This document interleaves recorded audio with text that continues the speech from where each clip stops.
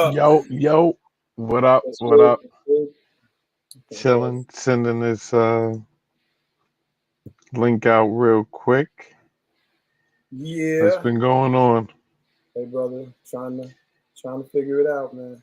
Trying to figure it out. Yes, sir. Really trying to figure it out.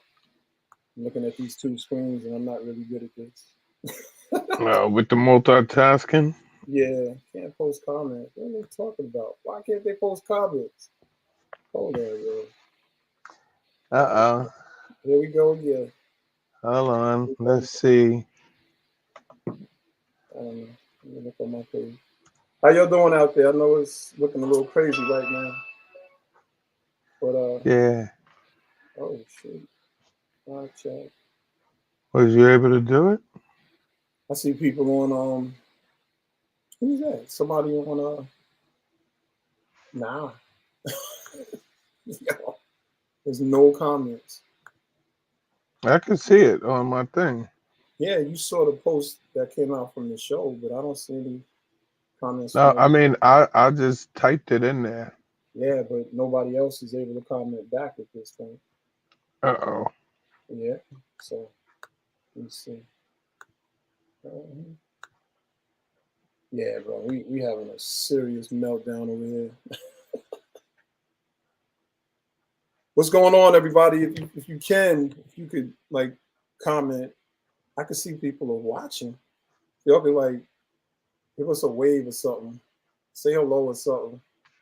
We Yeah, I are can't having. I don't see it. Okay. Hi, Tammy. How you doing? Okay. Okay. Oh yeah, I can see. Okay. Okay. Well. Thank you. Okay. Okay. You know what, Tempest? What's going on? We are What's cooking up, with fire. Tempest? I don't feel so bad right now. I was feeling a little crazy for a second. Yeah, yeah, You yeah. know. Yeah, we used the original opening this now. It's been a minute. We used it for the outro the last time. That was pretty cool. What you been up to, man? Uh oh. Yeah, just chilling. Been working, Okay. Okay. relaxing. Mm-hmm. Yeah, not too much, nothing too crazy, man. Yeah. Actually been sitting still for a little while. That might be smart, brother. That might be Hmm. smart. You know? Yeah. Yeah, just trying to process everything that's been going on Mm-hmm.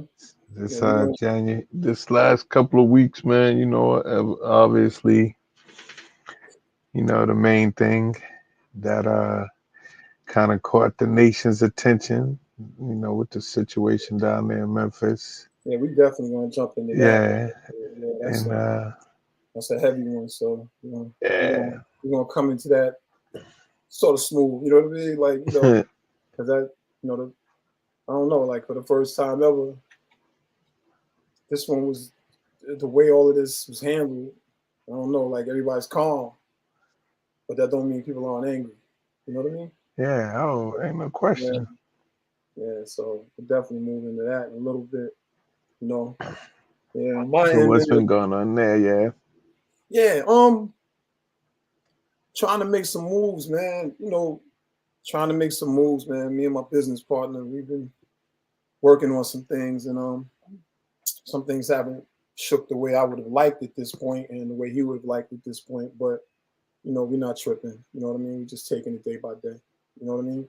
Hmm. Um, yeah. But I mean, outside of that, I don't talk too much about my university, but my university is definitely, they they announced a $75 million project on the campus, and yeah, I'm gonna leave that right there. You know what I mean? Okay. I don't want to have no opinions about it. Especially in an open forum. Yeah, yeah, Yeah, yeah, yeah. yeah, man. But outside of that, man, paying attention to the world. Did you see that article? I don't know if you saw it before I like sent it, but they were saying something about like a balloon going over Montana spying. You saw that? Nah. That's a Google moment. That's a Google moment for whoever.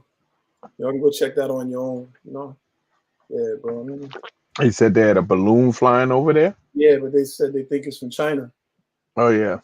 like spying. You know what I mean? Something crazy like that. You know what I'm saying? Yeah. You know, I mean, it is what it is. You know what I'm saying? But yeah, I mean, I don't know, bro. I mean, maybe we should just jump right in, man. Because I mean, you know, this whole Tyree Nichols thing, I don't know, bro. It's a mess. You know, it's a mess. You know, a mess for a whole bunch of reasons. You know. Yeah. What Yeah. what about it though? What out of, obviously it's a multitude of things that you could talk about from that incident, but what is the thing about that whole incident do you think like stands out the most? What element of all of that stands out the most to you, or is the most moment for you? I'll say what element people are saying stands out the most is the fact that they were basically all black cops. You know what I mean? Oh, also the speed in which they, you know, they went for the prop. You know, they went like just locked them up, like yo, you know, second degree murder.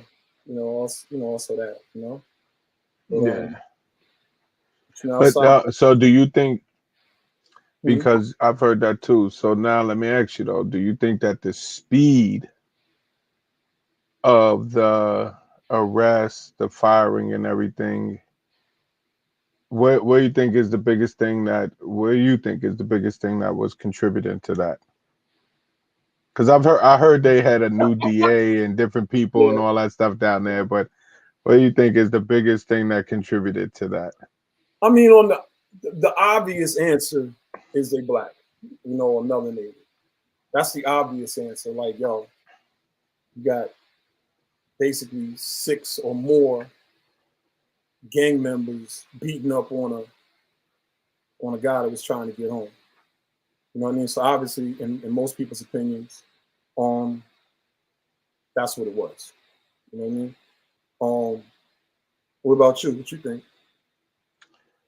I mean, like you said, obviously, if it's America, you always have to question any motive, as far as definitely with race because of just the way this country is built. But I don't know too, man. I mean, the other element of it is I just feel also just like they were saying before they even showed the tape. It was just so crazy when you really think about what happened, all of the elements of it. It's like, how could you even like attempt to even hide something like that? Now we've seen them definitely try to withhold videos for a while, but you know, the thing that I found interesting though, unlike say a lot of other police brutality incidents that we see, is that their report, which probably was a lie, was about the reckless driving, and where they were saying that they weren't able to see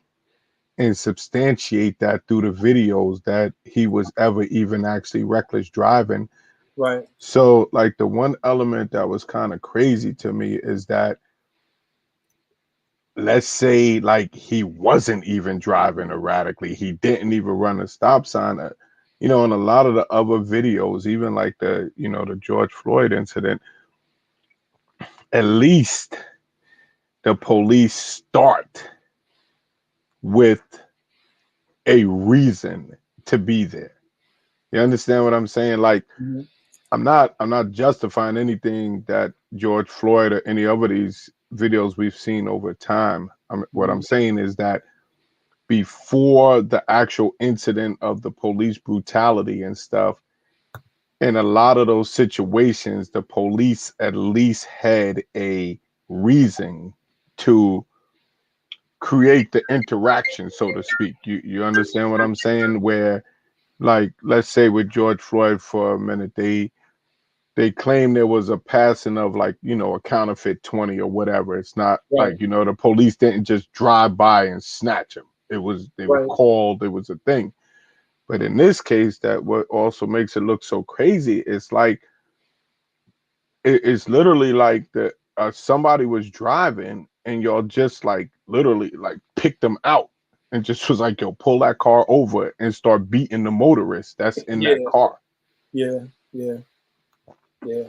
No, that's a great point. I'm gonna tell you, yeah, you know, there was a big rumor, and I'm gonna say rumor for this time. I don't want to say too much about it because I spoke on Straight to Tape the other night, and I like the way they handled it. They wouldn't bring up the rumor, but they said the said rumor to the reason that they said it happened that most people know about.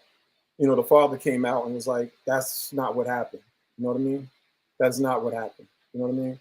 And yeah, well, you know, Tammy put it up in the comments section, and I'll place it up briefly in a second. But to Darius's point, I've never seen a case of police brutality with so much evidence against the police have came out this early. Nah, but I'm questioning, just like a lot of people, if they didn't have that camera above, you know, where everything happened, I doubt strongly we would have seen this case like that. Because I didn't want to watch it initially. First I was like, nah, I'm not, you know what I mean, I'm not gonna do it. You know what I'm saying? But then what ended up happening was when I was going on Straight to Tape, I had watched like a minute of it, and I saw when they like held his hands behind his back, and I mean just for like all the might you could, was hitting this dude. That level of savagery, yo, I was just like, yeah, they all deserve the death penalty. Some, you know, I think it's second degree at this point. So I don't. Yeah, I looked up. I think the maximum sentence on second degree murder down there is like 60 years. But I don't know how. I was trying to figure out, like, because you know, some I don't. First, I'm not even 100% sure if Tennessee has the death penalty or not, anyway. But yeah, but I was but what made me say that is because a lot of times when you have those dual felonies like that with the aggravated kidnapping, like, you know, when you murder a person, even in the states that have death penalty, you know, a lot of times that in and of itself doesn't call for the death penalty. But when you have like a murder that involves a kidnapping, a murder that involves a rape, Yeah, when you have multiple yeah, felonies like that, it normally triggers the death penalty. So I was wondering, because they got charged with aggravated kidnapping plus mhm, murder, mhm. would that enhance the you know, penalties and stuff like that? But I wasn't actually able to, you know, be definitive, like definitively see if that was going to happen or not. But They said it's yeah, legal, and they said it's legal in Tennessee. You know, the capital West, punishment is a legal punishment in Tennessee. So oh, capital, yeah, today's offenders sentenced to death are primarily housed in a separate unit. Da da da da da. So I guess I'm getting what you getting. yeah. Yeah. I mean, So, but you yeah. know what? Though? I don't. What I think is, without the overhead camera, definitely. But I think because the overhead camera obviously is the one that did him in. But from my understanding, that one was also a police camera. That wasn't like somebody's You know, sometimes people get caught on citizens' personal cameras, ring cameras, and stuff. But I believe that street light camera was also a police camera. You No, know it that? probably was, but the fact that it Yeah. was running, you can't really, you know what I'm saying? You can't Well, really. I think that if they didn't have that, they would have been able to hide and potentially even get away with it, because I don't think really a body camera is really that effective. I mean, you're already wearing it on your chest and you're tussling with somebody. So if I have a camera on my chest and I'm on hand-to-hand combat with you and I'm screaming, "Let me see your hands, stop resisting," and you know, I have that whole performance going on, you know, I think like a body cam is just going to show us tussling. I don't think a body camera angle in a street hand-to-hand fight like that is going to really pick up enough definitively to see, like, you know, if I scream, "Put your hands behind your back," and me and you are tussling with my body camera on my chest, I don't think it will really be able to pick up enough to see what you really resisted. You need something that's going to zoom out, that can, you know, like really get the whole background, incorporate the whole event. You know what I'm saying? I think that if they only had the body cameras, they may have been able to finagle something, especially with all of that. "Oh, stop resisting, put your hands behind," and all that screaming like that and making it seem like this dude was acting like an animal. And you know, the interesting thing is they were saying like, yo, with all of that, the man never even hit them back. He That couldn't was hit him crazy. back. Yo, he's 145 pounds. He's like he's like the size of a 16-year-old.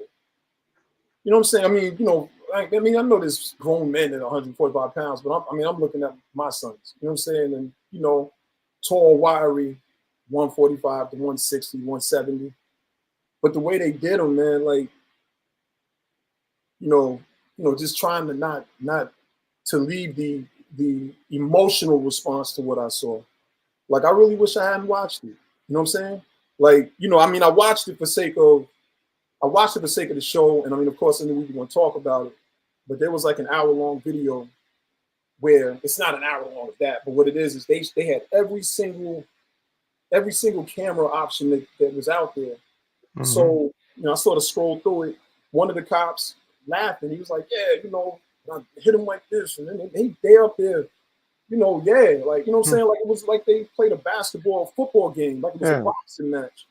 But well, you know, the culture is there for that. That's 100%. No, yeah, hold that. You're right about the culture. We definitely got to dive into that. You know what I'm saying? But yeah, to see them, you know, jockeying, going back and forth, whatever. Man, you made me lose my thought, man. I don't do that anymore. I'm about to see you. You made me lose my thought, man. I knew where I was going. No, you said how they was bragging about what they had done. But then this is what it was. The cop was like, you know, yeah, he went for my gun. That dude didn't even get a chance to reach. And I'm just saying, like, I'm gonna say it like this, you know, I didn't think about it the other night, but I want to come back to it. I want to come back to when I actually had an experience with those Jump Out Boys in Memphis. And when I was on Straight to Tape the other night, it completely was out of my mind. Like I wasn't thinking about it. When it first happened, I was like, Memphis, and it sort of clicked in, but it clicked out. But then Boston called me and was like, yo, do you remember, you know, when you told us what happened? So I want to share that a little bit later. But, you know, what were you about to say, though? Where you about to go? I was saying that like the fact I was building off of when you were saying how they were bragging about it, and I was saying that's that gives you like an indication of the culture. Number one, because when I look at it, almost they all young kids, right? They basically all young men, right? And none of them really has any real longevity on the police force. You know what I'm saying? A lot of them guys look like they was hired between like 2018 and now. So you're talking about probably less than 5 years. But I don't think like, you know, how they'll talk about the training and the different things like that. But I mean, like, I don't really think that police are not being trained correctly. I think they're just not, you know, putting their training forward. Like, cause you're not, you know, like, well, I mean, I don't think like. Wait, you don't think they're being trained? You're saying you don't think they're being trained correctly? No, I don't. No, it's not that I don't think they're being trained correctly. I think that the culture of policing in America just doesn't abide by the training because nobody is teaching them. Like, you're not going to the academy to learn how to throw freaking suspects out of their car at traffic stops. I'm sure you had a traffic stop, especially as a new cop. Like, that's something that you're going to do a lot, especially in the early stages of your career. So I'm sure that you have a training on how to approach cars, how to do this, and also, you know, this and that. But I believe just that the culture down there is so crazy because, yo, those were all almost like barely out of being rookie type cops, 3-4 years on the job, and y'all are beating somebody like that. I can't see that. Definitely, I can't see that being their first time. I think that they probably do that regularly. No, that was absolutely. Yeah, and I just don't think that I just don't think that you know, I don't even think it's training. I don't think it's training at all. They're trained to de-escalate. They just don't attempt it. Yeah, that dude got out the car. If you look at one of them videos, he pulled up to a traffic stop in which they were trying to yank a dude out the car who was literally complying. You know what I'm saying? And just think about you know, there ain't no training here. Yo, he got out the car. If you look at that video, within less than 3 seconds, that man told him, yo, I'll shoot you, I'll kill you. So, like, there's no even attempt at de-escalation right there. Like, you pulled up to a motorist, and within 3 seconds of engaging the motorist, you have your gun out and you're threatening to kill him. Right. That is not like, you know what I'm saying? Okay, that's not even like an attempt at following your training. That's like, you know, like, I know you were trained how to de-escalate situations at traffic stops, but how is any of your training kicking in? No, good, bad, whatever. How is any of your training kicking in if you pull up on a traffic stop and you threaten to kill somebody within 3 seconds of being there? You know what I mean? So, and then it's a person that's actually complying, you know, which brings us to, you know, the other thing where, you know, I mean, maybe the world learned through that video what we've known longer time, is that compliance is not a guaranteed safety net. You know what I'm saying? Compliance is not a guarantee that you won't be harmed by the police, because But, you see how they made it seem like he wasn't complying anyway. but I mean, hasn't that been technically the game all along? I mean, if we're gonna call a spade, and if we're gonna talk about any training is still gonna bear down to the culture. That's just how it is. That's how it is in anything, not just the police. You know what I mean? And these guys are supposed to be an elite, you know, set of officers. But I just saw an elite mob. I saw an elite gang. You know what I'm saying? And like, I don't even know how, like, not only have they done this before, they're so desensitized to what they did. Like, I feel like they were saying, like, all of the different individuals that got like arrested or have got fired or whatever, they're not even talking about, but it's trying to muffle it. You know, the white officer that pepper sprayed him first. And their whole thing is like, he wasn't at the beating. He just pepper sprayed him. But he also made a statement saying he hopes they stomp him out. Then when you look at the tape, especially like the one from above, yo, dudes got out the car and literally like had those batons. And the way he didn't step like you step in the grab or none of them stopped anything. He stepped left to right, waited till he can get enough space, and then boom, he just hit him. Dude was already down. Tyree was already down. He's already. I can't even see how any neighbors saw that. That's why I was like, nobody must have seen. Like, they must have really did this behind those cars and that fence, because I can't even see how any neighbors that saw that wouldn't have screamed out like, "Yo, y'all gotta like stop something." You know what I mean? But nah, man, they've done this before. They look like they were trained in what they did.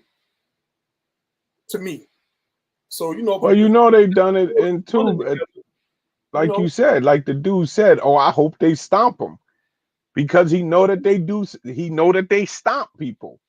So he right? was just basically saying, I hope with this one they do what they normally do. I hope they stomp them. Because, you know, like, well, why would you even think to say that if you haven't witnessed or seen that culture of brutality, you know? And you know, is very unfortunate. I mean, for obvious reasons, like, you know, I mean, goddamn, you know, you're black, you know, like, you know, like I heard them say the other day, without your uniform on, that could have been cops doing Oh, that to you.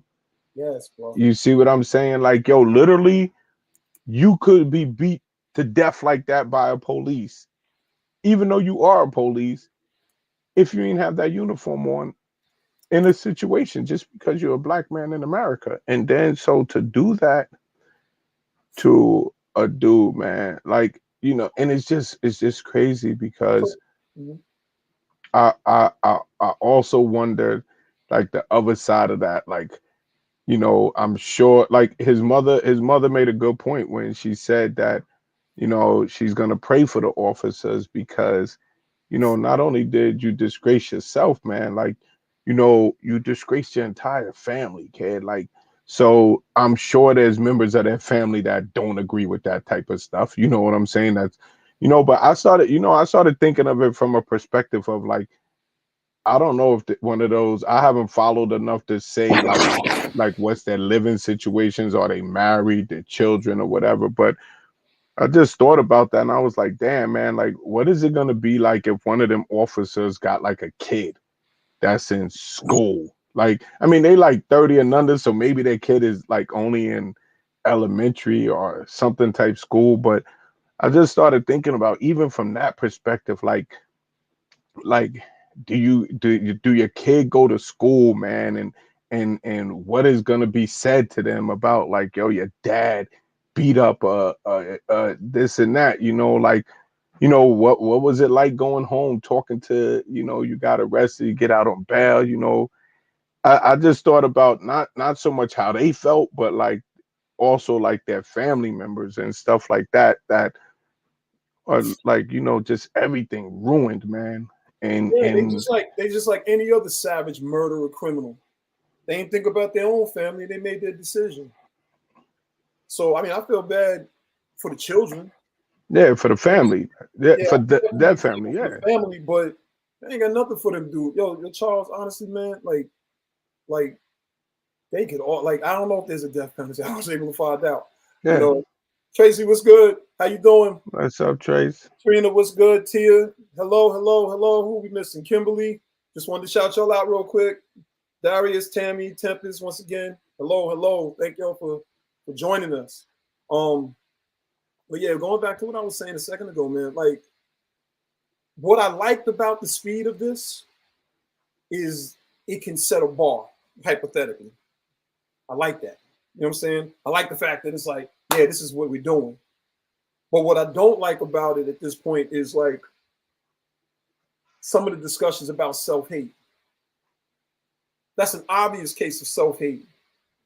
Or it's an obvious case of, yes, master, let me do, super cooning, man. Like, I gotta impress whoever my supervisor was, that might have been doing the same thing. You know what I mean? Or who the culture that they came into because they basically in black neighborhoods, and look at how they did them. And we listen, man. Rodney King was bad. Like Rodney King was horrible. And Rodney King obviously shocked the world because it's like this is the first time we got a movie ticket to see what we've been complaining about forever. We've anybody that's experienced it, it's like, yo, y'all know how they get down, and has been beat up or chased, or it's crazy. But this was different. This was different. He wasn't the size of a Rodney King. And mind you, I'm not making any excuses. I'm just doing assessments. I'm glad the video I watched, I only watched sound, like parts of it didn't have any sound, but I'm glad I didn't hear him calling for his moms. Like I didn't hear that. Like my son told me that. Yeah, And then I read it, but I was like, I'm glad that I didn't hear that. Because one of the things that they don't talk about when we're looking at trauma economies, and when they went ahead and was like, releasing the tape Friday at this time, now it's becoming like a movie premiere or a music video premiere. But one of the things that they're not speaking about is my son watched it. I didn't know he watched it. So, my whole thing was like, let me chop it up with them about this. But he watched it.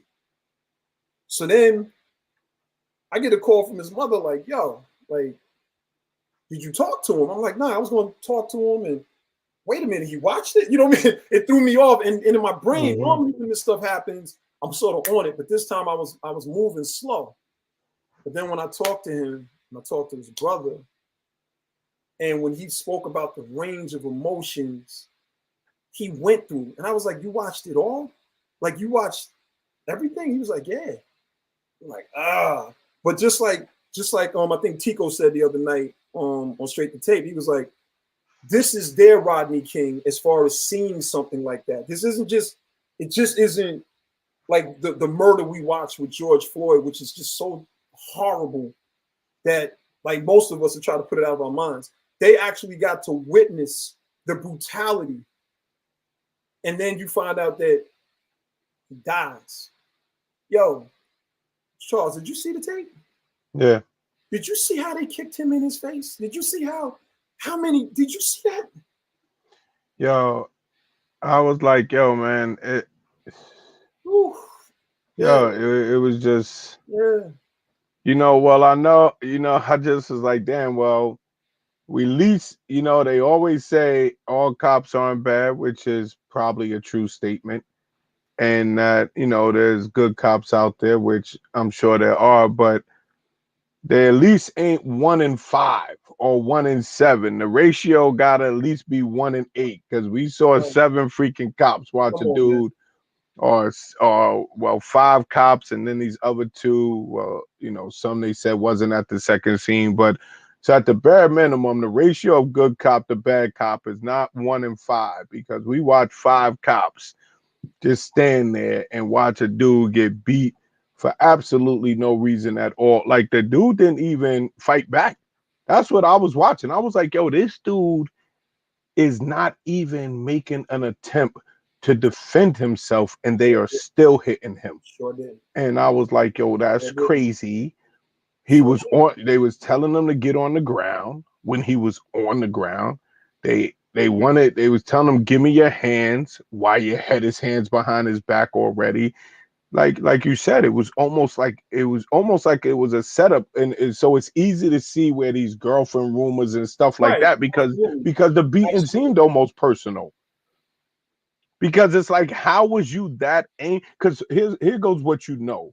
You know that you're lying. I don't care what the public knows. I don't care what the police report says. I know that I pulled the car over for no reason. I know I did.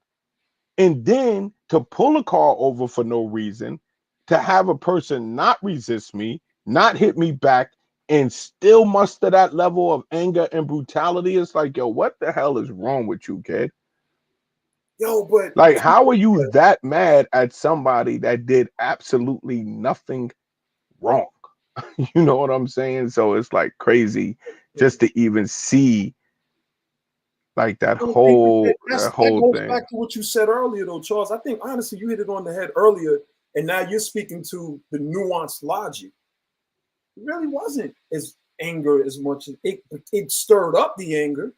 It stirred up the anger, the adrenaline when they start beating him. But the reality was the seed of that was just the brutality that's cultural for them. You know what I Mm-hmm. mean? There's no way around it.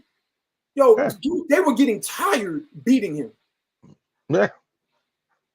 How do you get? How do you know? You understand what I'm saying? Like, dude was like on his knee, like breathing, like, and I'm like, yo, like, oh man. I know there's heavy discussions about what we should and shouldn't be watching. You know what I'm saying? Like the way it's going to affect us. But I'm sort of on the fence at all times with this. Because even though I didn't want to watch it this time, and there's been a few that I haven't watched, it's like this is the reality. Like this is real. This is not like Mm-hmm. it's not like aliens in space. This is actually happening. You know what I mean? What there was some when Tracy was talking a minute ago about they sat him up like a rag doll on the car. I think one of the saddest parts about watching it outside of the brutality was seeing him fall over, and you could just tell like he had nothing in him. He just had nothing in him. They beat a man to death. He was dying at that point. It wasn't like he got to the hospital and died. He was dying through the Yeah. The process. process was already It already going. happened. Then 23 minutes, no one helped him. 23 minutes. He laid in one spot. They dragged him to another spot. Then they dragged him and set him up in the car. Then when he laid over, they put him back on the car. And I'm watching this shit like what devils, like what is it? How? But you see how it continued, even like you saying, like it even continued to the fire personnel. It continued to the EMT people that was supposed to be assisting. So that culture, like you come up on the scene as a medical person, an EMT person, and you can pull up on the scene, any scene, regardless of what, and relax and not help a person. You what like Yo, they deserve to be fired. Like yo, you, not only you some of the, they have to. Yeah, they need to be fired, but some of them got to feel something else, man. And the reason that I'm saying that is because it's like they said one of the EMT just stayed in the car, and I think he was a supervisor. They yeah. said the cops. They said they went with the original report that it was a man with peppers, just got pepper sprayed. You know what I'm saying? Yeah, I already know. I already know that. I mean, we're gonna put that comment up in a minute, Oh yeah. but you know, he got pepper sprayed. They said, oh, he got pepper sprayed. They didn't go and check him. They didn't check his vitals. They still sitting there. The cops are still now. The cops is messing around. And then my son was like, "Dad, did you see when the officer said to the other cop, your camera's on?" And he was like, "Oh, what?" And I was like, "Wasn't all the cameras like?" Because I was learning. You know. He was like, "Nah, I don't know about that, Dad." I said, "He said I think his camera was on." And so, bro, I'm just like this, man. Like, it's unfortunate that we saw this type of, I'm not going to say tribal warfare, this type of black on black American violence. You know what I mean? Like, it's unfortunate in some ways, but there's really never been a difference, technically, in brutality, in my opinion, of how cops across the board have treated black people, in my opinion. It's just Oh, of this course. go around, it was a bunch of dummies that went ahead and none of them had the just the second to say, like, oh, wait a minute, chill. Mm-hmm. Man, if you kicking somebody in the face, first off, you literally can break someone's nose into their brain. That's a fact. That's not me making this up. That can happen. You don't need training for that. You just need common sense not to do it. You have to have empathy not to do certain things. You know, and if the coach is like, yo, should we going home? You're gonna have this shit all this. I'm cursing too much. Please God forgive me. You're gonna have this mess all the time. You're gonna have this all the time.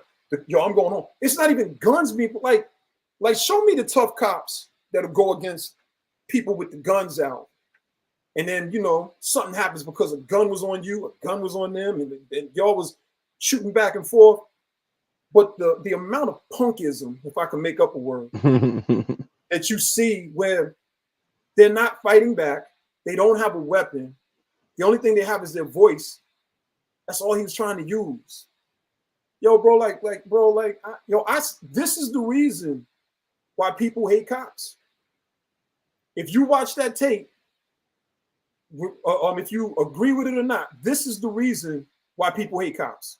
This is the reason why people who have cops in their family get into heavy debates and arguments. Yeah. Because it's not that cop is doing anything wrong. It's just that culture in the system from East Coast to West Coast, North to South, it's the same thing. Please, first off, it's technically the same way in a lot of other countries without the brutality like this.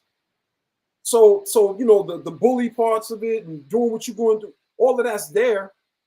But this level of brutality it started with the slave catchers. And my son said that. He was like, you know, he's talking to me like I would be talking to him. He was like, you know, this is how it began with the slave catchers. And I'm just sitting there listening like, yeah, you've been raised right. But on top of that, he's absolutely right.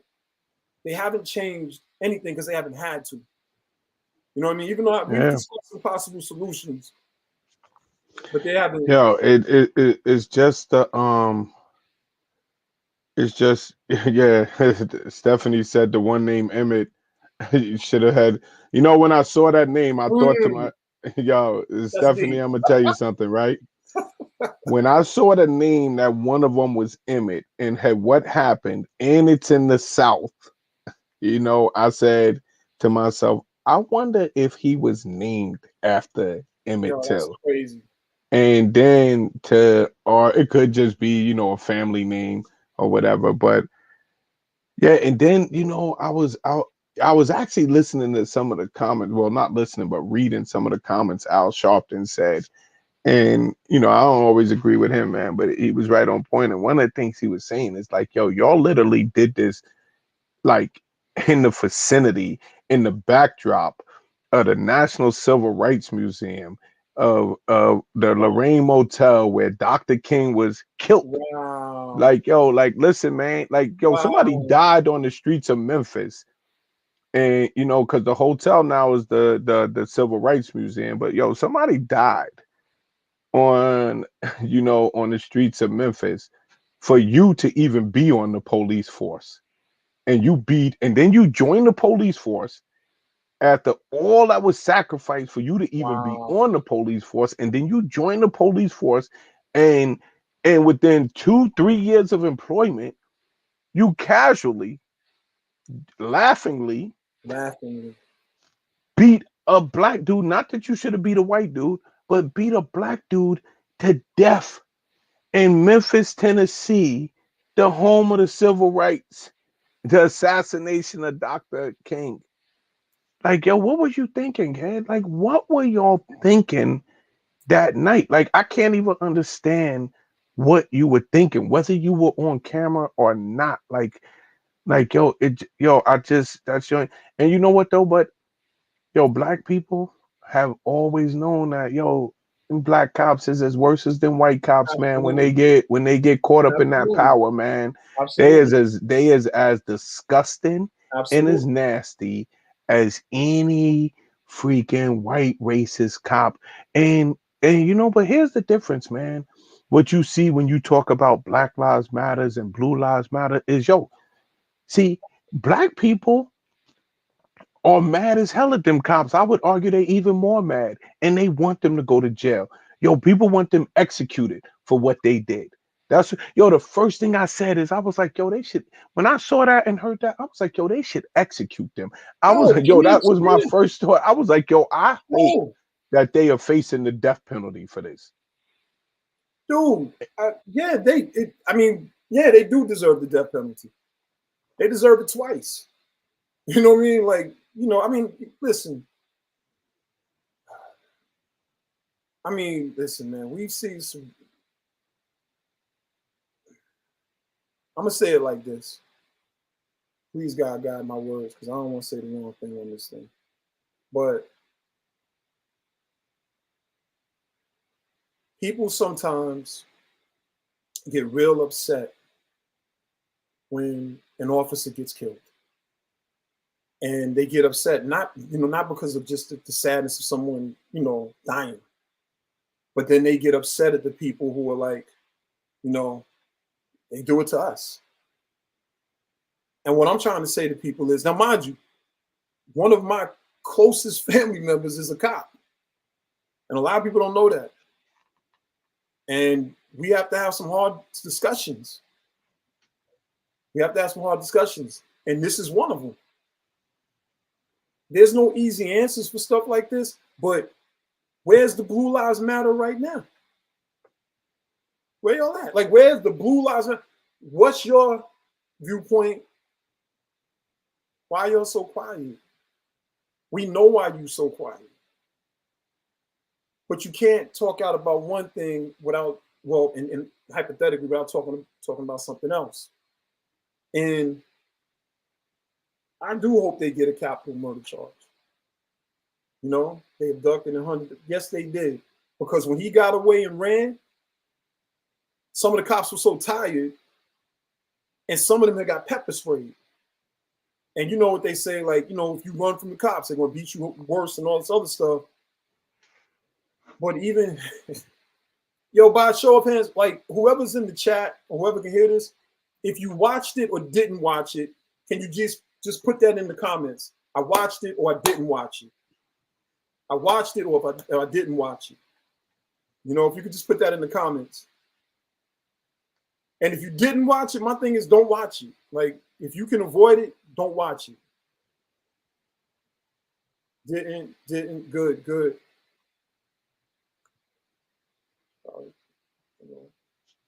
Kim said she watched it. Okay.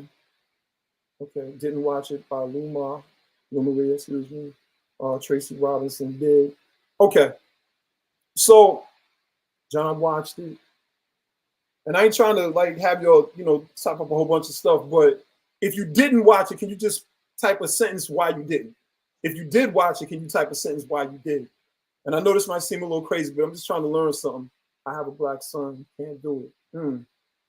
Yeah. I don't know how old your son is, Tammy, but if you can see if your child watched it, I don't know if they're old enough to watch these things on their own, but if they did or not, I'm just trying to see, okay, that's watched it and too much, watch it. Yeah. What these officers don't really realize is how foolishly they walked into the trap that was set up for them with the Come on, man. because this allows the narrative that you see when they be talking about when the white cop do it, when they be talking about it's racist. See, it ain't racist. Look at this and that. It just allowed so much to it was such a setback, man, such a freaking setback to like and then like you said though, I was just listening when you just said that when a cop get killed, you're almost definitely desensitized in a lot of ways. But the crazy shit is, and sometimes you almost joyful because not for that even that particular cop, but because of the fact like how many times you watched us and black people or just everyday citizens, not just black people, everyday citizens who were murdered by the police, young children. Like, yo, come on, like y'all killed a 12-year-old in a park in Ohio and justified it. You know what I'm saying? Like, so, it's just like, but then that goes back to what I always say, kid. Like, and I know it's easier said than done. Yo, it's like, yo, what are we even still doing here in this country? Like, yo, it is impossible almost to heal in America because it don't stop. And it don't stop coming from everywhere. It comes from the white racist business owner. It comes from the white racist cop. It comes from the black motherfucker. It comes from the criminal. It comes from the gangbanger. It is just like, it's a never ending shit, man. It's like you have to remove yourself from the situation in order to start healing. It's like, it's impossible for black people in America, okay? It is like, it is almost impossible for us here because it just does not stop. It does not stop. If white people stop long enough, someone, we're gonna do it. Unfortunately, it's just, it's just crazy, kid. It's like, it's just too much, okay? And I honestly think that, we need to get up out of here. I don't care if we built this country or not. We built Africa. We built a lot of places in the world, man. Listen, it just ain't stopping. It's not stopping, man. That the police brutality is not stopping. The racism is not stopping. Throw in the inflation now, the crazy politics where, it ain't even about political correctness. It's who could say the dumbest, craziest shit. Okay. It's just, it's a toxic relationship, kid. And y'all have always told me if I'm in a toxic relationship, you should leave it. And America is toxic for everyone, and You know, especially black people, man. what's gangster though? Like I've always been one, and you've been one, especially in recent years. You know what I'm saying? To examine living in other places. You know what I mean? Like since we started the show, you've talked about it. Like, at some point, y'all, I'm gonna do this, and I'm out. You've been saying it for years. There's nothing, you know what I mean? So you've probably been on it longer than I have, for all I know. We just never really talked about it until the show. You know what I'm saying? And real quick, Tashira, Steve, what's good with you all? Thank you all for joining. You know, oh, by the way, we have a Real Talk Live page. If you all can just go like that page, like it, because we're gonna finally try to just build up, with some of the people who rock with us and stay in touch. But I did want to go back to just the whole concept of leaving this country. Here's the paradox though. It's a weird dilemma. Most of us here are not on that type of time. And most of us here couldn't obviously leave. And then you got 12 or 13 million people going. That's not going to happen. You know, I've always been one that's like, the reason that we got to keep the messages constant is because you never know when the spirit of someone's going to change or it's going to align. So when we talk about that alignment, that spiritual alignment, like when you went to Africa, I don't care how aligned you thought you was. And I've never been to Africa. I gave up my trip the first time like a dummy. For my 50th, that was the goal. You know what I'm saying? Things didn't work out, pandemic, life, whatever. But you made it. And my question to you is, when you got there, did you not feel a higher sense of alignment with the people in the world, not just Africa? Like just a higher sense of alignment with Black people in particular, but also just with your inner self, like the world. Am I tripping? No, definitely. Yo, even down to like, yo, come on, kid. You live in, you know, I mean, you know, because you from here, kid. We live in New York. And it ain't only in New York, man, where Black people walk past each other and don't even speak. Black men walk past each other on the street and they don't speak. They posture, they worry, they become more alert instead of feeling more secure. You pass, yo, Black dudes pass each other on the street. You go on a heightened alert instead of feeling safer and secure because you're amongst your people. Versus now, obviously, I was over there almost 2 weeks. That ain't a definitive for what everyday life would be there. But yo, I ain't even feel that. I ain't see that. Like like I mean, the human characteristics are gonna exist all throughout the world through all people. But yo, like I didn't feel like I had to worry about my own people in Africa the way I feel it in America. And for You good know what reason. I'm saying? Like, yo, I And didn't for good feel reason. unsafe, or I mean, I've never felt unsafe nowhere I've been in the world, but I ain't feel unsafe. Like people spoke, hey brother, whatever. Even the women, like, hey, what, boom, now, like, and it's a whole nother conversation, but yo, I mean, you walk down the streets of New York, man, like, yo, we ain't even making eye contact with each other. Black men, Black women, yo, we ain't even making eye contact with each other, man. They head down, turning, and one unsaid. Their reasoning is that dudes is disrespectful with some of the things they say, and I get it, but that's another form of trauma. Like, think about that. Think about being a Black woman. You walking down the street, you're telling me you can't even speak to Black men because they say such negative shit to you. Like, yo, kid, it's like everywhere in our lives. It's like you can't get away from it here. You just can't get away from it. It's cultural. Like we talking about police brutality. It is cultural. It in Oh, it's absolutely. and Well, it's and it's American. It's it's American. it's 100% It's American. American. It's not just police culture. That's American American culture. culture, ain't no question. Absolutely. And that's what Absolutely. I'm saying. It's like you can't escape it because it's the culture. You can't escape the gun violence. You can't escape this. It is the culture, kid. They're not trying to change gun laws. They're not trying to change police laws.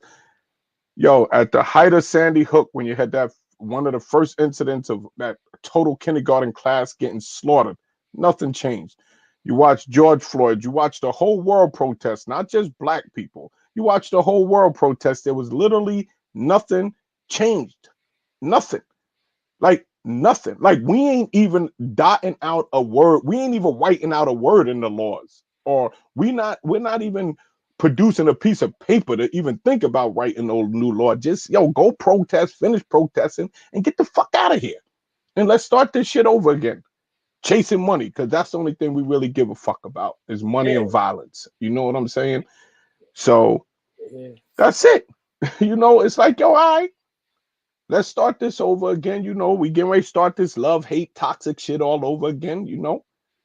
We'll do it again. Y'all know it's coming. The next mass shooting is coming. There ain't a motherfucker in America that don't think there's gonna be another mass shooting, and we just gonna count the number of victims and keep it moving. Yo, let me just say something to you though, bro. And this is something I battle with, you know what I'm saying, based on what you were sharing.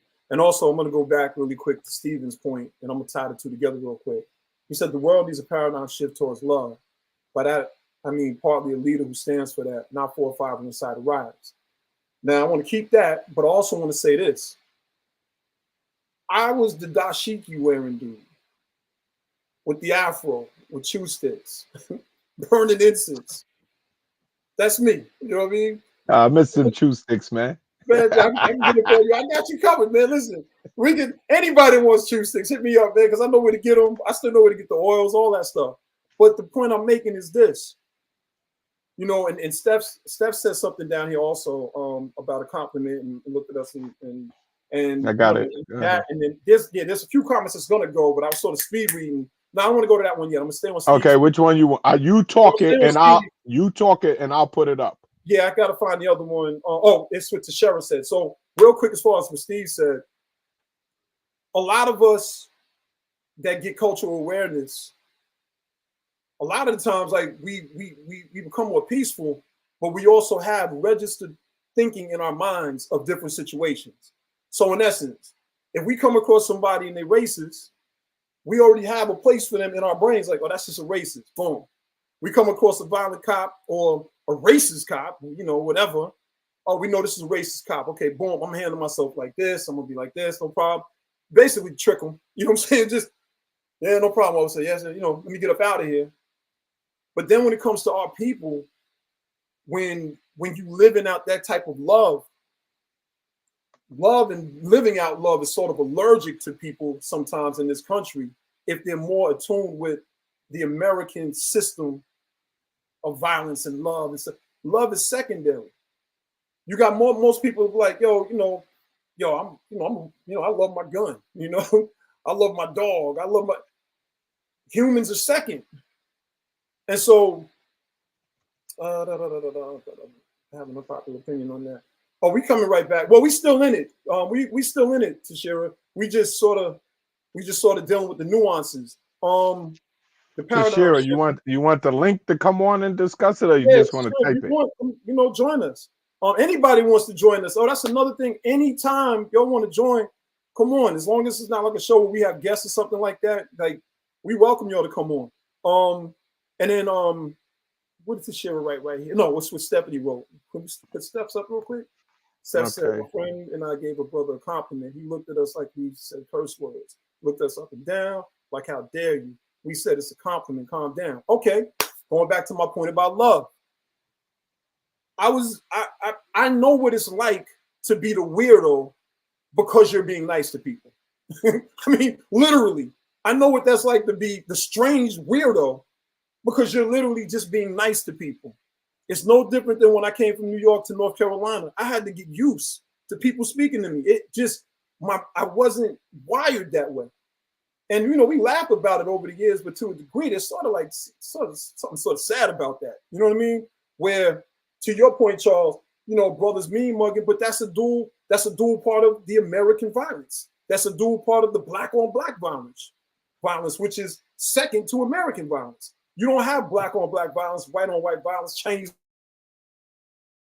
American violence, because everything started with violence in this country. Nothing was peaceful.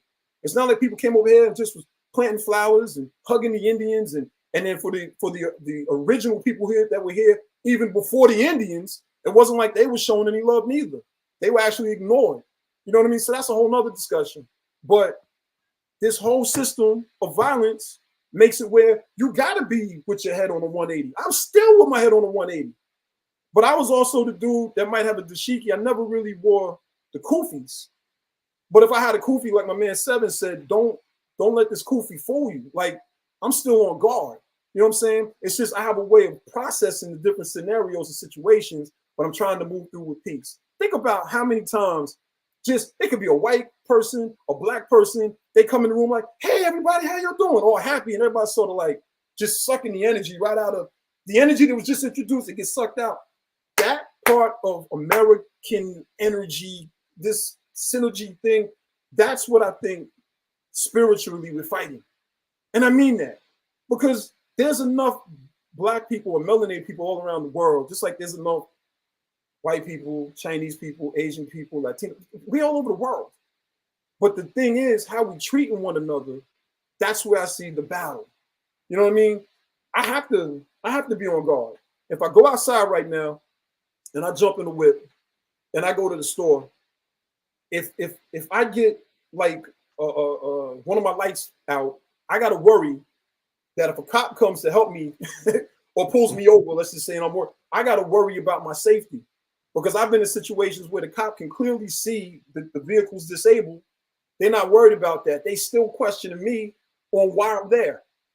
The car broke down, sir. You know what I mean? Like, what do you want me to do about something that naturally happened? How can I change this moment? And so now I'm forced, watch this. I'm forced to trickle. I'm forced to, yes, sir. No, sir. Or yes, ma'am. No, ma'am. You know, may I please get my license? May I please? But inside, I'm like, fuck you. Mm-hmm. Inside, I'm like, fuck you. And please forgive me for because if Aunt was on here, my cousin, they're gonna get me. But that's how it be feeling. And so I have to be fake in order to survive in that moment. Because the reality is, I'm like, why are you bothering me? I'm a Tyree. I don't have any. I used to ride skateboards, and I'm still a photographer. I still take pictures of the sun. So you mean to tell me when I go and I shoot in the morning or shoot in the evenings, I got to worry about the cops pulling me over and then snatching me out? I have a wiry frame. At 6'5", I'm a wiry frame. So I got to worry about them holding me up. And now, not just a knee on my back.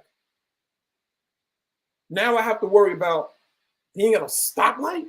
Like, we're not wired for this. Nobody that is a calm, nobody that's civil or has empathy for others is wired for that. And I just think that, you know, let me this last comment right here. It's unfortunate that the Afro culture is not as cordial with one another. This is what I want to say to that, and I'm gonna shut up, Charles, because this goes back to what you were saying. Too many times when melanated people historically, going all the way back to slavery or the enslavement of our people, have tried to come together and move peacefully, there has constantly been something that has destroyed that part of the energy. Constantly. If we try to build financially, there's been something that has come and destroyed that part of the energy. When we try to be quiet amongst ourselves and just live away and do something comes to where they are, because we're not allowed, in theory, to live in peace. We have to fight for it. So then you wonder why, like, even the most quiet person will be looking at you funny, because in their mind, they can't technically trust you in the manner that they would want to, because we all know that most of us are literally a little touched because of this culture.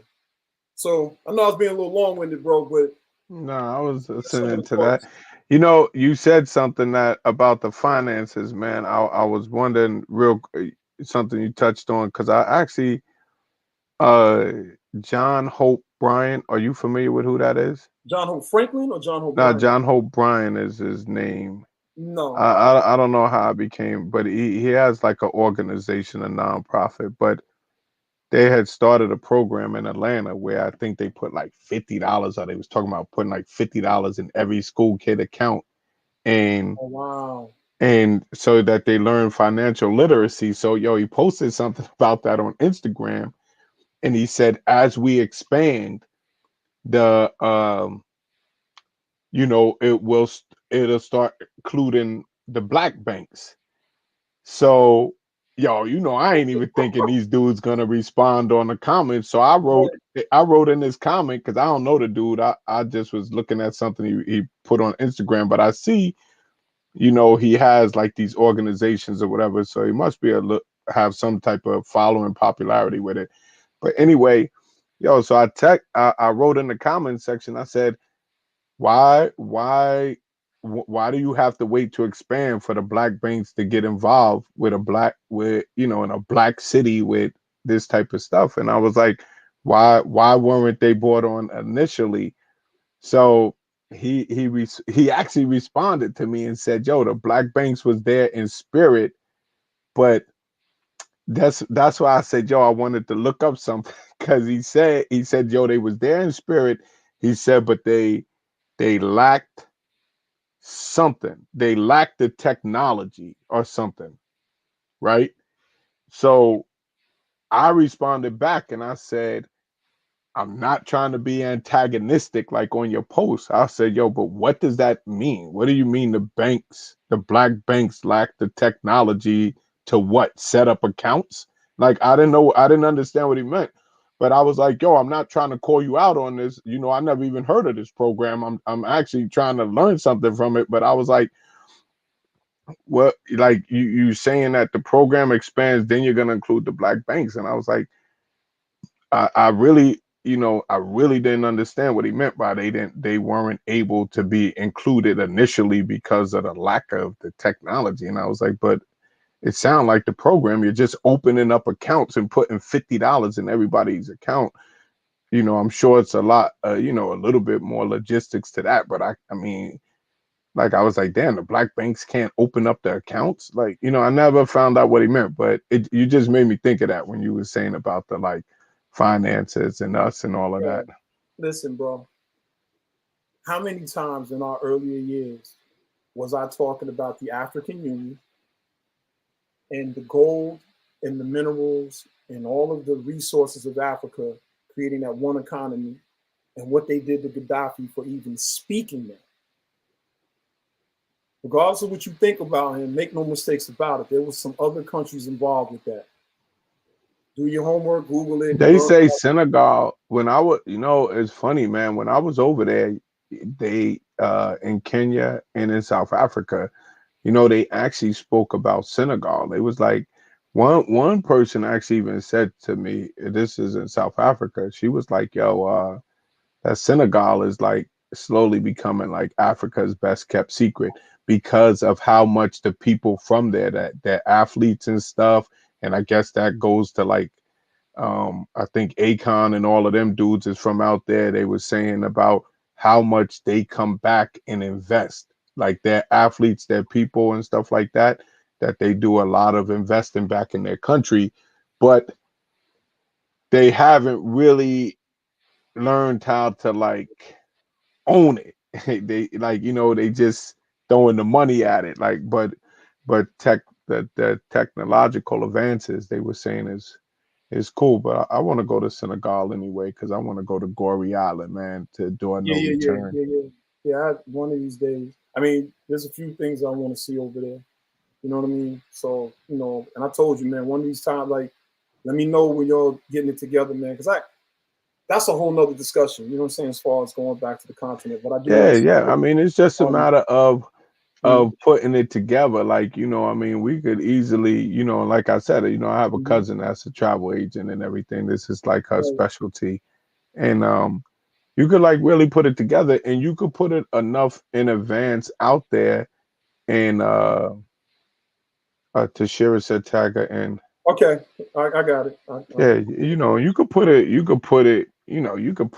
could start planning a trip to Africa for 2025 and start paying on it and everything if you wanted to. And so you don't even feel the brunt of the cost of it. Right. You know what I'm saying? Well, actually, we have a business deal that we're working on over there right now. I'll share more with you. When we get a chance. So we might end up having to go a little bit sooner than that. Charles, what I'm gonna do is I'm gonna send the link to you Hmm. because I'm looking and I don't think we're friends. So you can, if she's your friend, you can send her that link in the Nah, messenger. I'm not friends with Tashira either. Okay, well hold on to Shira. We'll figure this out. Hold on. Uh, I'm bugging. You might have to message her with it. Yeah, that's Hold what I. on. Yeah, that's what I thought. Because I thought we were friends. Yeah, let me see. Tashira, No, we're not. Diamond Girl. No, we're not. But here it comes. Yeah, I got it. I'm gonna send it to her. I got it. I got it. I'm gonna send it. let's go on and send Diamond Girl that link so she could come on up here and And put anybody us else in that wants to join, put us in our we place. still got a few more minutes up here. So if you wanna, hang out for a little bit, I'm doing it right now. Uh, Let me just- Tashira is a holder of the best comment ever stated on the real on the real talk. Tashira, you got the best comment ever, man. A review of year of 2022, and you were selected for the best comment ever. Send me that link because I'm about to come on there and put Charles in his place. That was hilarious. That joint still tickles me, man. Yeah, that was hilarious. Hold on, I'm looking. You know, we got you coming to share. I'm trying to find you right now to send you the link. Yeah, I want to hear what this unpopular Oh, opinion is. all right, I got that. I can do that. Do this. This. All right, it should be in your inbox now. So you can come on and join us. And be nice. Be nice. We're having a great but while she's coming, I want to go back to this financial piece. Two things. When I was on Straight to Tape the other night, I completely forgot that when I was directing a music video down in Memphis, like in 2013, 14, yo, we shooting the video, cameras, lights, people. All of a sudden, mad cars pull up. Like, I'm talking about like pickup trucks, Fords, you know, like anything you could name, sports cars, you know. And these dudes jump out with assault rifles. I'm looking like, oh, you know, I'm stuck. So everybody was from there. They just start looking at them, you know, and they just staring. I'm stuck though, because I don't know what's going on. And one of them was like, you know, we're just checking up on you, you know. And I'm looking like, so the people that were from there, my man that lived there, who was shooting the video, he's talking to the cops. He's like, nah, we good. I'm go ahead. And they're like, nah, we just wanted to make sure everybody was all right. You know, if there was a shooting or a robbery 2 blocks away from here. So my man was like, ain't nobody gonna come over here and do nothing because we just having a video shoot. And he had all his peoples out there. It was like a lot of the people he grew up with was right there. So the cops going back and forth. Yo, bro, I'm done. I had never seen nothing like that. I've never seen cops jump out, 6 or 7 of them with assault rifles. They jumped out, bro. They was just like ready. So they standing there. We filming them. He don't care. He's like, yeah, you can film. So one of them was like, man, we didn't think y'all was narcs with them cops. I mean, with those cars. He was like, man, tomorrow's gonna be something different. So every time they, you know, they get a seizure, they drive the cars. I'm like, yo. So now I'm sitting there. I'm like, I'm in between confusion, nervousness, a hint of fear. I don't know what I'm doing. You know what I mean? I'm out of my league, bro. I'm out of my league. So I know the cats that I'm with, but I don't know this part of the culture. So they standing there. I start shutting things down. I'm you know, I'm like, bag that, you know, do that, lighten up. You know, they're like, nah, you good. I'm like, nah, I'm good, bro. I'm out. I said, the shot's over. Tonight is over. It was like, yo, we just getting started up. I was like, I'm done. It was like, you from New York? I was like, yeah, I've never seen cops jump out. And when I say they jumped out, man, they didn't just jump out. They jumped out and was like in your face, but they wasn't mean, but you knew they were there. You know what I'm saying? You know what I mean? It wasn't like they jumped out like everybody freeze. They just jumped out. Boom.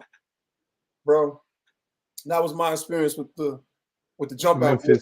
I don't want it to sound like I was completely scared because, you know, the joke was they shook the SH out of me. I can't say that. I can just say that it was very unusual to see that many officers. Now, mind you, the ones that walked up on us was one thing.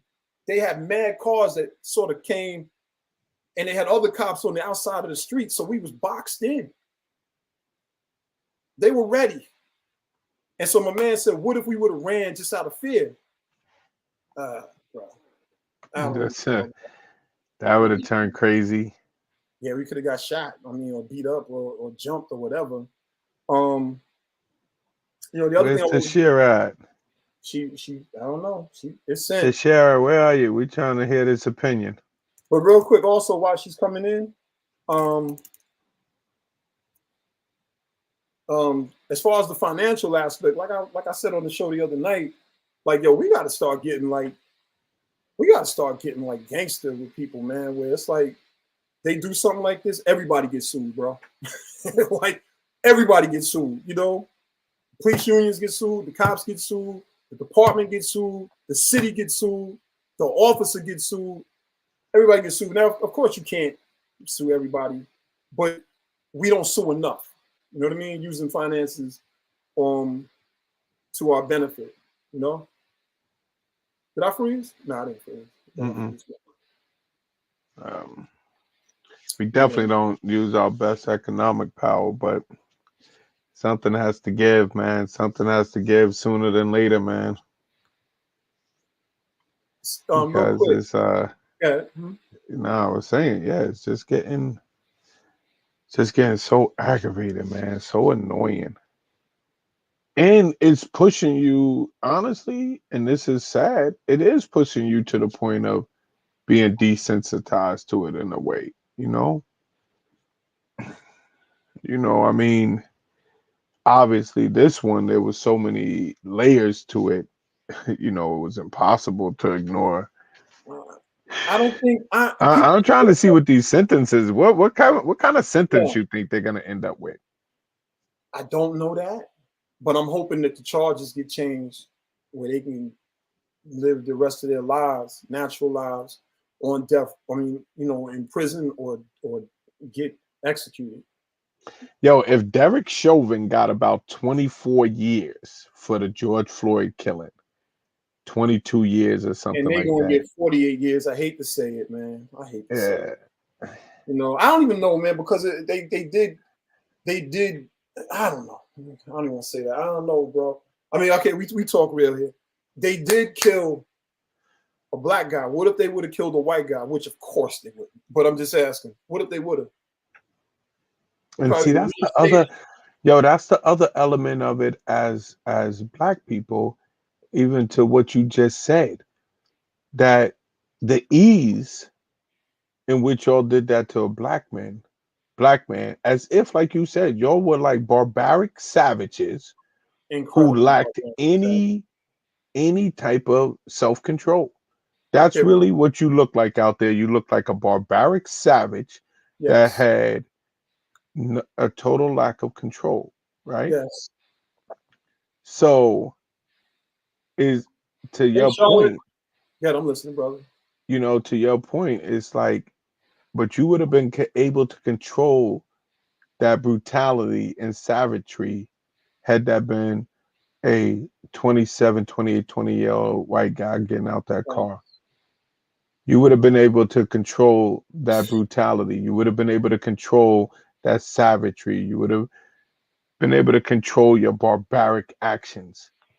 But as a black man confronting another black man, you became as savage and barbaric as you possibly could be. Yo, bro, And listen. Yeah. it's no, I said, and it's just crazy. It's unfortunate, but I'm so glad they got caught on tape. Yeah. I'm so glad. Before we bring Tashira in, Yeah, she is. but before we bring, I want to go back to something that Steph said really quick, because I had a thought about it. She said, it's not fake, it's code switching and survival. When I had made the comment about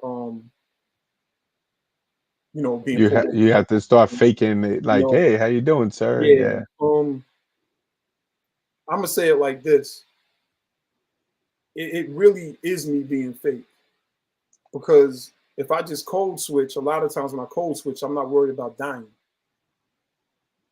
But when these cops got you under that type of pressure, and it be pressure, and when they talking all calm, but they, you can tell by their body language, you can tell it like, yo, and you can tell that no matter what you do, depending on how this officer's feeling in the moment, you might have an issue. For me, it's literally being fake, because inside, when I'm code switching, I don't feel anger when I'm code switching. When I'm code switching, it's just me switching back. Hello, my name is Devon Benjamin. Hope all is well. Blah, blah, blah, blah, blah. I'm just trying to get through. Maybe I'm just trying to, whatever. But when you're trying to survive, like it's and you have to put on an act, and like your life is in their hands in that moment. It's just a little bit different. So it is me being fake.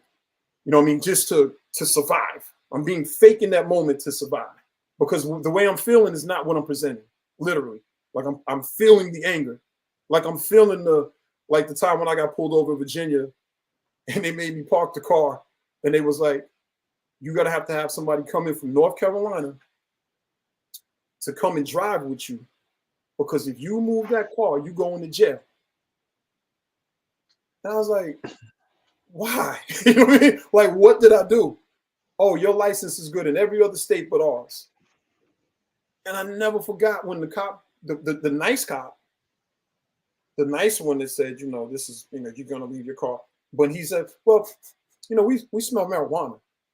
So they've been talking to me for like 9 minutes. Yeah. I ran the license, gave up all the insurance papers, but now you smelling weed, and I don't smoke weed. Like, Yeah. he said, why you got 2 cell phones? I'm like, sir, I'm a business owner. Oh, okay. What kind of business do you have? I'm an entrepreneur, sir. So you're not going to tell me what kind of, you can't share what business? Sir, I'm feeling very uncomfortable, sir. Anything beyond my name at this point, I'm really, we smell weed. Oh, so I'm trying to be fake, but the man in me, the little guy, because I'm not a big guy, that, just looking at this other guy, I'm like, I bet money. And you hear people say that, like, if you didn't have that badge, that is a real significant thought that goes through people's minds. Like, if you didn't have that badge, I think I might be able to whip you. I might not be able to whip him. He might be too big, but I go in the ring with you right now. I think I could beat you. So yeah, I just wanted to say that really quick, and then we could definitely bring friend of the show. Here she is. Say word. Kaboom. And to Sherry, you're going to have to friend us. So next time we have to find you. You're going to have to go on and friend us on Facebook.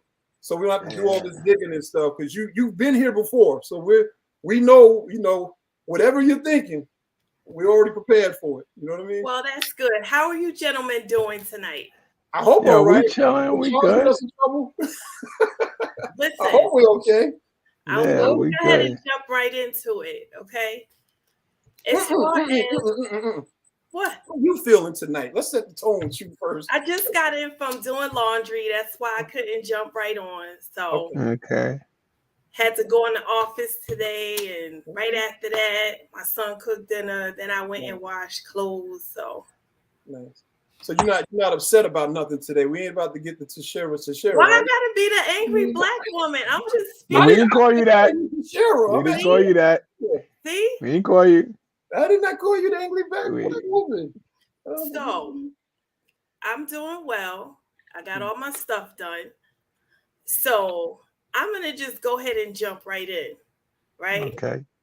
What are your views on not only Tyree, but some of these other situations where if you look at the situation, right, from the beginning to the end, if the individual would have just been compliant, knowing that these officers are looking for a reason, why would you resist in any type of way? Tyree even did it. Can I ask you a question? What is compliance? If you know an officer is pulling you over and he's asking you questions, just answer them. And I came in on a perfect segue of what you just said. Oh, I already feel some type of way because da-da-da, this and that and the third. If remember when you just spoke about an officer had pulled you over, you felt some type of way. Nope, I didn't say that. I said 9 minutes. I said 9 minutes in. 9 minutes in when the bullshit started. Was you smoking though? Huh? Were you smoking though? No, I don't smoke. Oh, okay. Well, I don't either. So I never smoked in my life. But here's the thing: if you remember correctly, I was talking about being fake versus code switching. So she's right. I was code switching. But the point I was making is like I'm being phony right now because inside now I'm upset. But what can I do with being upset in that moment, but still act out the play of yes, officer, no, officer. I didn't raise my voice with them. But inside, my rage was like, man, fuck you. You understand what I'm So saying? let me ask you a question, So, Tashira. excuse my language. First 3 times. Sorry. Let me ask you a question as far as it pertains to that. So I don't know if that question is specific to this video or just in general. It is. So in a general sense, if you comply, right? That is the best course of action. We know that, right? Definitely. But you asking me a question on the side of a road in a traffic stop, okay, in which I have a right to not answer you. They literally tell me I have a right not to say anything because I can incriminate myself. So me exercising my right is now deemed through our society and a lot of people who watch these videos as non-compliant. It comes So, when the conversation comes to the exchange of now an individual wants to get belligerent, you want to start yelling and oh, they trying to kill me, and you literally trying to break away from the police. I'll give you an example. The young man that recently, I believe he was killed, the white officer was a woman, right? She said she thought it was a taser. Yeah, out of Minnesota. A gun. Mm-hmm. He ran away. He tried to break away from the police. Had he been compliant, right, he probably still would have been here. I didn't see all the videos with Tyree, but the ones that I did see, he was resisting the police. No shape or form, right?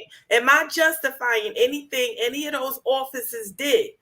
But during some of those videos, he was trying to pull away and get away from those police. Why are these individuals in these situations escalating it to that exchange, right? But which came first? So let me ask you this, right? Compliance? So first of all, let me say that at no point in the videos that I watched did I see where it looked like he was being non-compliant. First of all, I read a New York Times article today that in that span of time, they gave that man 71 commands. Okay. 71 commands. They gave that man a command to get on the ground when he was already on the ground. If you watch the very first video, they said, get on the ground. The man calmly said to him, I'm already on the ground.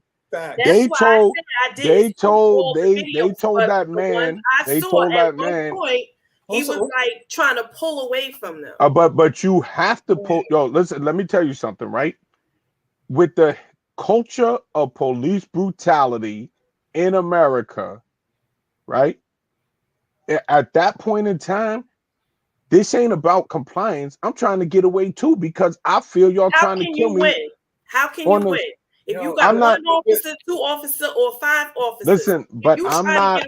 Look, if I was pulled over right now tonight, okay, and an officer just came to my car, and I know that I wasn't doing anything, or even if I did run the stop sign, and he walks over to my car, open my door, and yanks me out the car, that's how he's gonna start this traffic stop.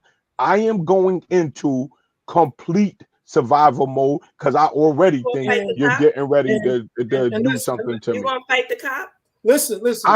You know what I'm gonna do? I am going to try my best to survive that. But if a cop did that to me, I already think they're here to try to do something crazy to me, because why would you do that to me?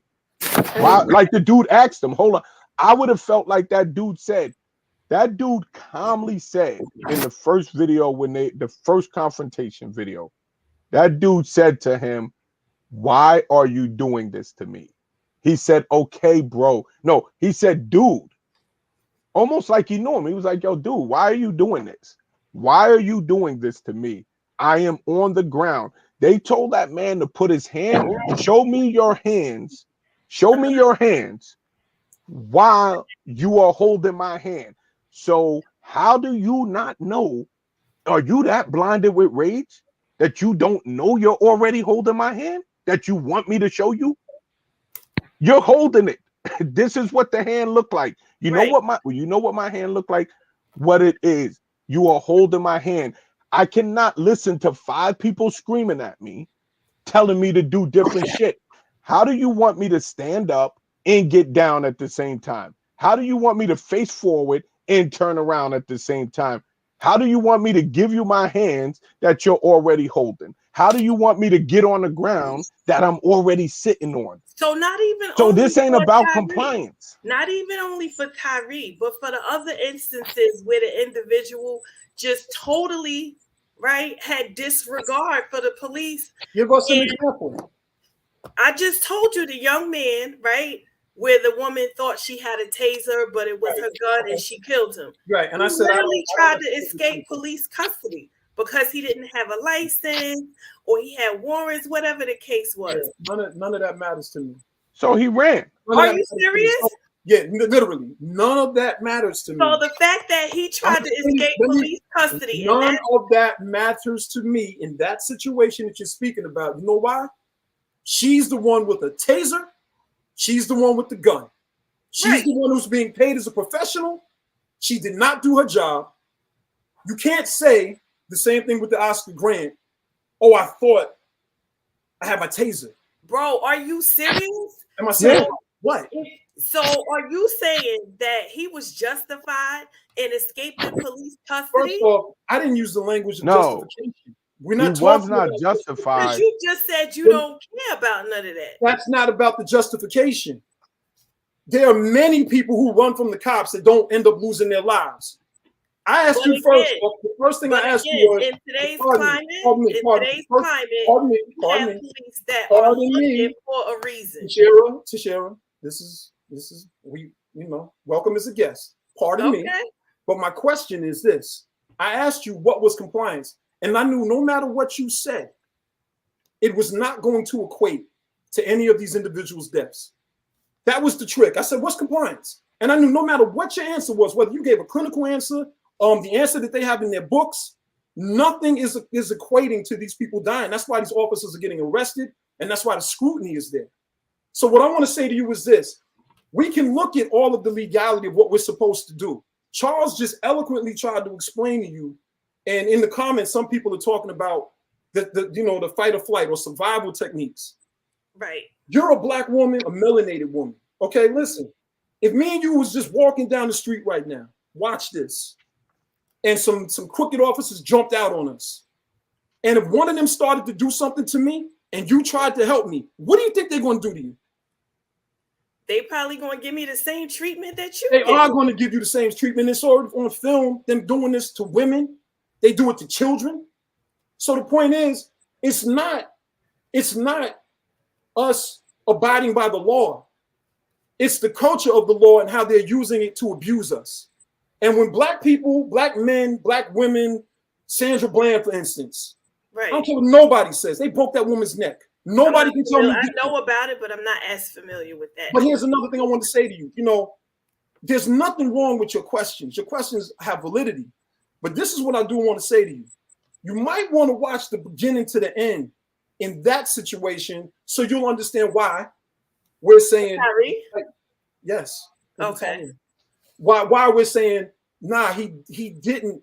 Everything that they're showing as far as the clips, that's not the genesis. Too many times we forget that there's something that happened that causes all of the subsequent reactions. Right. Now, let's just take it back a little bit further. When you're looking at somebody like Oscar Grant, and this just really pissed me off the way they did him. They did what they did. They had him down. They had him handcuffed. He's laying on his stomach. And a whole train of people pull up, and they shot him in his back. He wasn't running. He wasn't yelling. And they shot that man in his back. And who's this?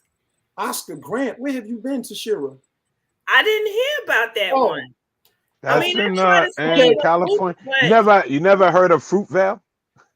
I've heard of that, but I That's the don't try to make station. it a point to Okay, but always be in the loop only because Fruitvale. at some point this stuff gets tiring. No, but Yo, but it's tiring. but I agree with you, yeah. but it's tiring not because of the yo. Listen, first of all, I would argue that a suspect, because of Supreme Court rulings that you should not shoot fleeing suspects unless there's imminent danger, I would argue that running from the police is what you, if you're a criminal, is almost what you should do because they should not ever shoot me in my back for running or not complying because the law's not on their side to shoot me in my back, even though we see them do that and get away with it.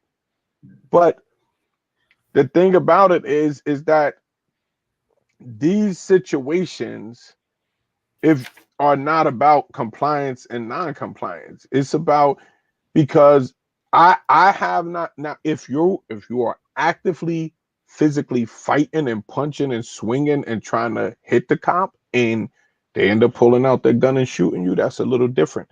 But when your non-compliance is strictly just to like, yo, get off me, what are you grabbing me for?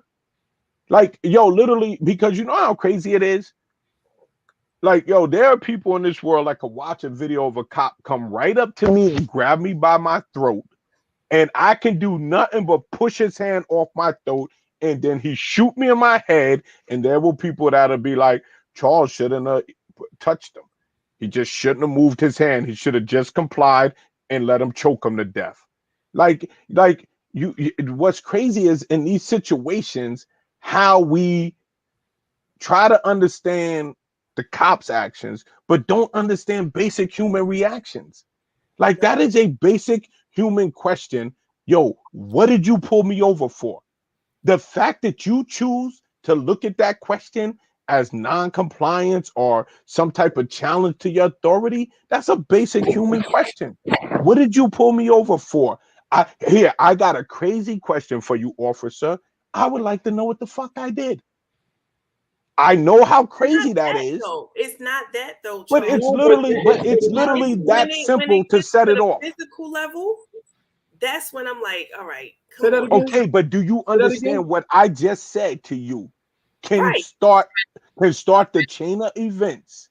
Me asking questions to certain cops can be looked at as non-compliant and challenging and set off the events that lead to the physical components that you're saying. But me asking a cop, what did I do, should not result to any physical confrontation from the cop because he feels that who the hell am I to even question him and his authority. Part of that is that power unchecked, out of control. You know what I'm saying? It's not. And then, like I said, once again, now let's go back specifically to this case.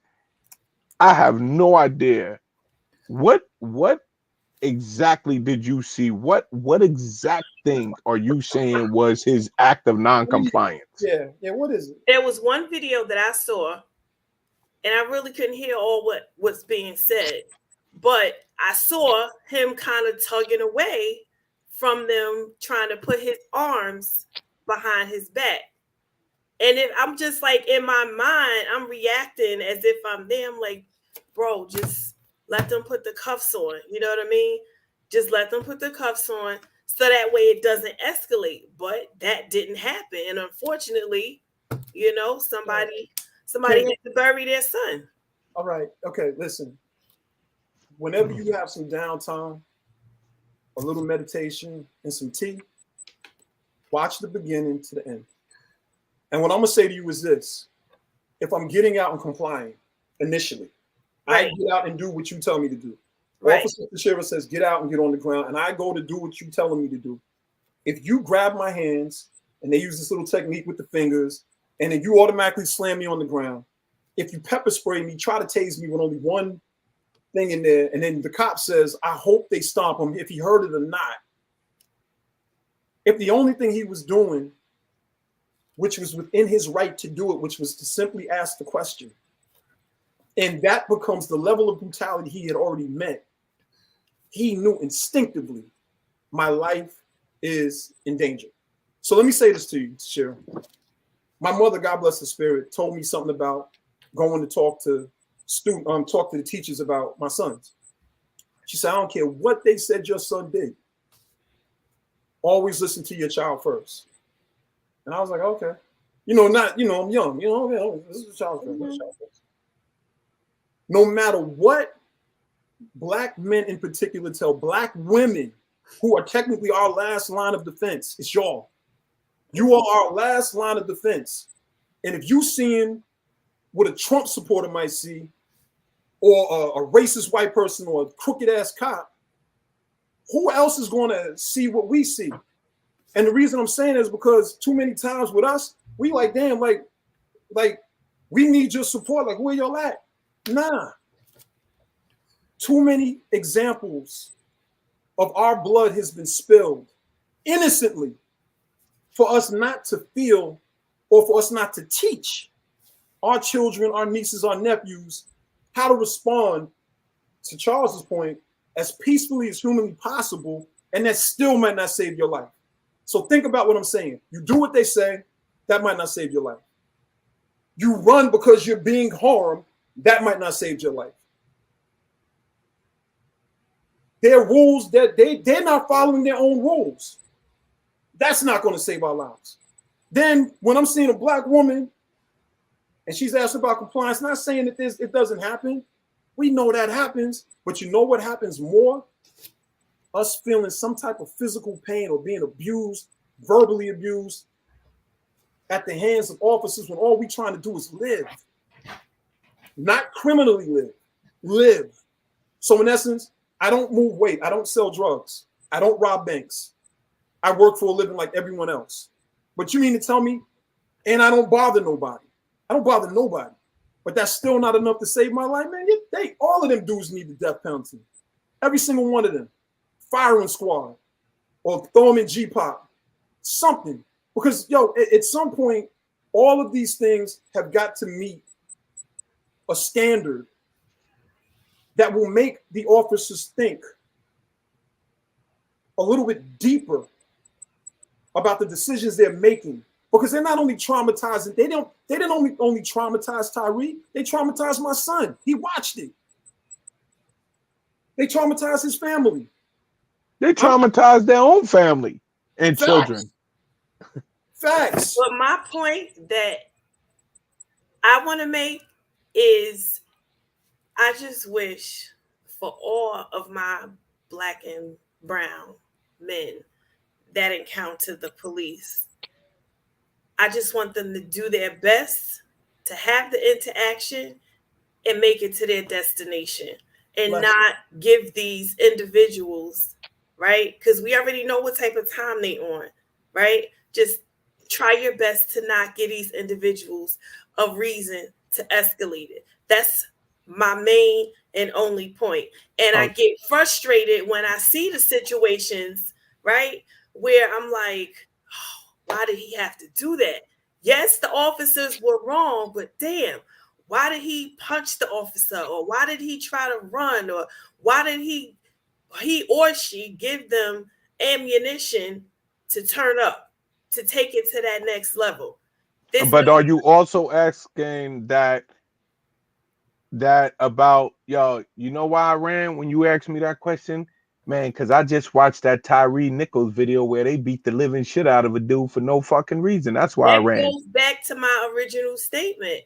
I wish for my Black and brown men, right, that you all do your level best to have a peaceful and normal interaction with the police should that situation come your way. Do you see the question that was being asked right there? Do you see that one? It says, so you only see the situations where Black men don't comply? There's plenty of situations where that's not the circumstances. There are situations where the cops is dead ass wrong from beginning to end without any pushback from the civilian that they're pulling over. But for me personally, what my point that I'm making, that I'm standing on is, again, and not to sound repetitive, just to me, I just feel like in today's climate, where it's unfortunate that the culture of the police system everywhere in America, they got it out for black and brown men. You know what I mean? And if you know that going into the situation, as much as you may feel threatened or scared or whatever the case may be, just do your best to not let it get to that exchange of a Tyree Nichols and countless other black men who Yeah. wrongfully died at the hands of police. Yeah, but when a cop, because here's the part that I think is being missed with that, though, is that what you're saying is in and of itself as a blanket statement. Of course, that sounds correct. That, yo, don't try your best to comply to get home safely and not end up like a Tyree Nichols. Now, listen to the sister that just made a comment, right? She said, when you still do right, they still find a reason to harm you, right? Mm-hmm. But you have to look at it like this. What my statement that I made, it may not work 100% of the time. There's nothing on this planet that's 100% perfect or 100% guaranteed. But the instances of it happening are less when you don't get agitated and do other things that, would escalate the situation. Can you be calm and professional and nice and respectful and comply, and they still escalated to another level? Absolutely. But like I said, the instances of that happening, when you do relax, be calm, and comply, the percentages are, to me, definitely less than everybody just going from 1 to 10.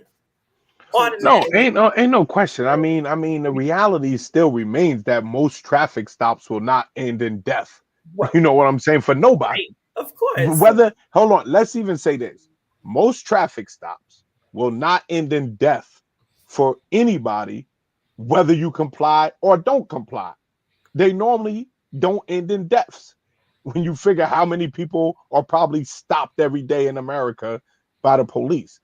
But the thing we're saying is that in these situations, what you see is that compliance is normally asked for after there was escalation. And a lot of this escalation, almost all, like I said earlier, that man got out of his car and within 3 seconds on the scene told the man that with his gun out, that he's gonna shoot him and kill him. So if I just got pulled over for running a traffic stop, right, and I ask you, why'd you pull me over? And one of your partners is on the scene talking about he's gonna kill me with a gun pointed at me.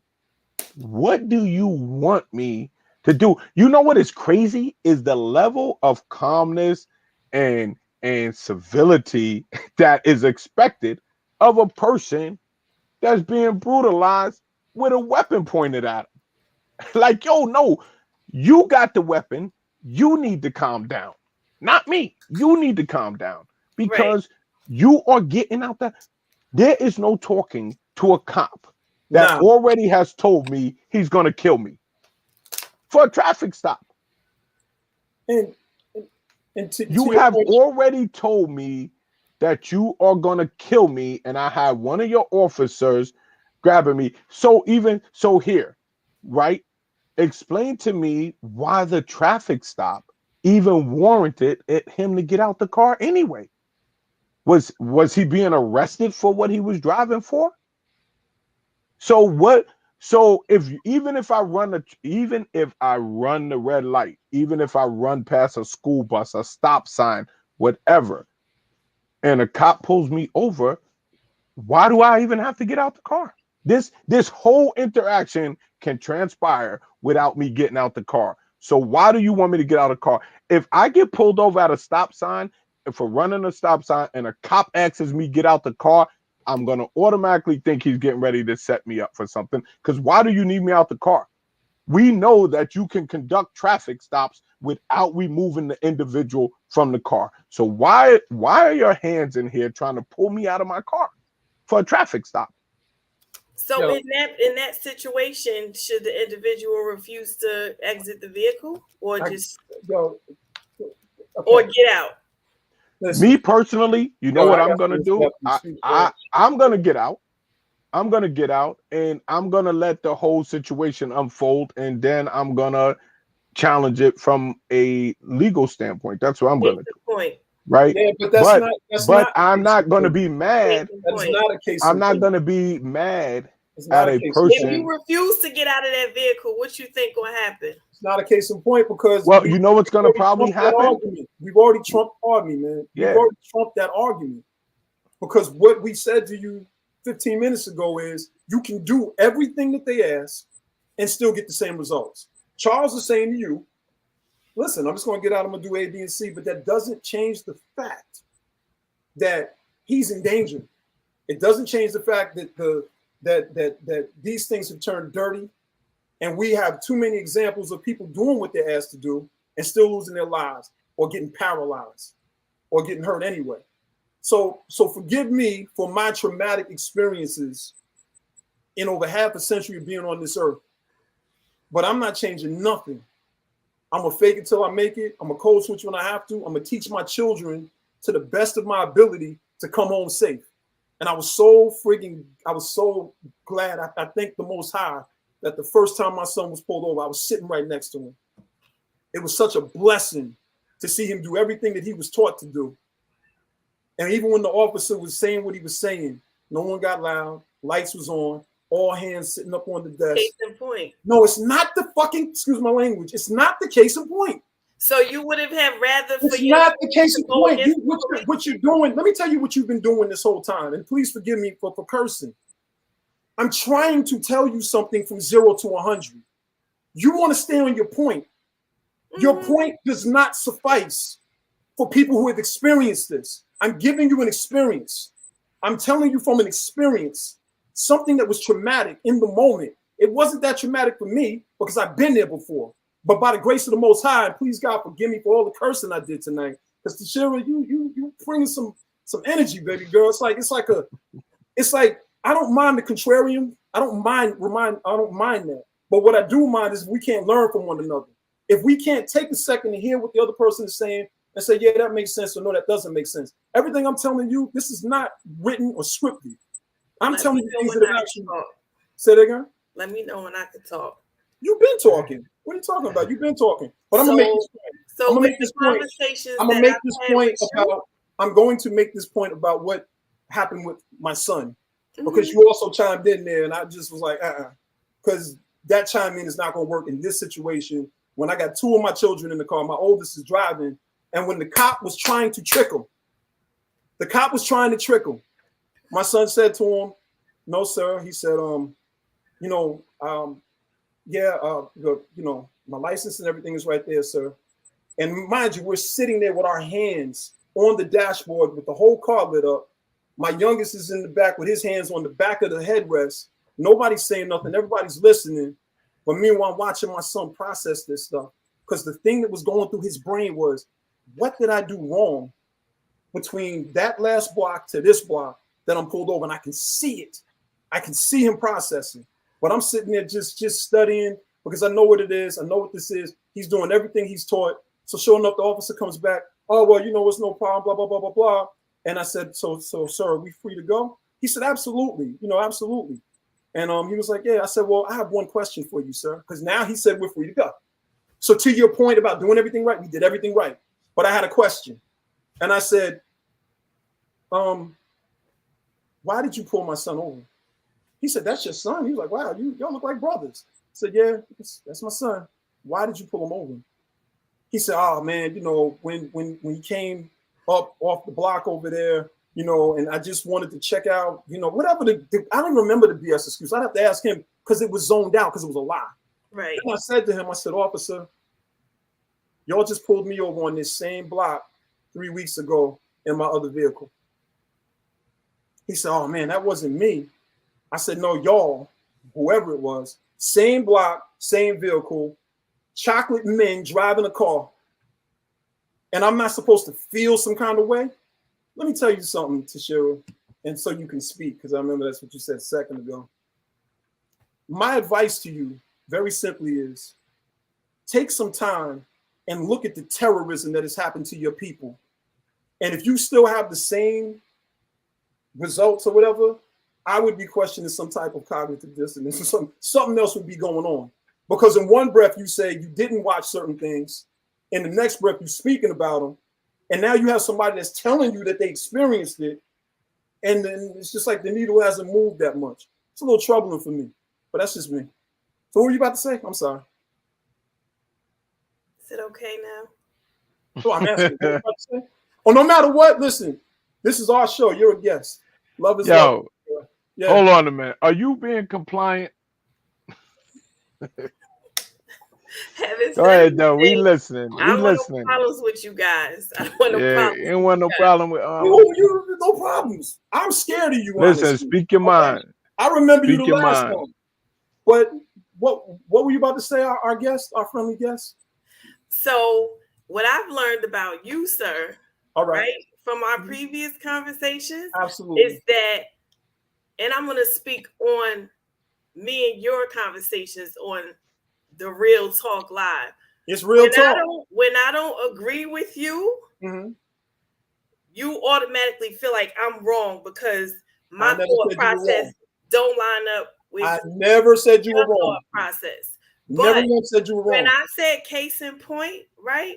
The point that I made was I want for my Black and brown men to, whenever they have an interaction with the police, to blah, blah, blah. And that's just what you told me that your son did.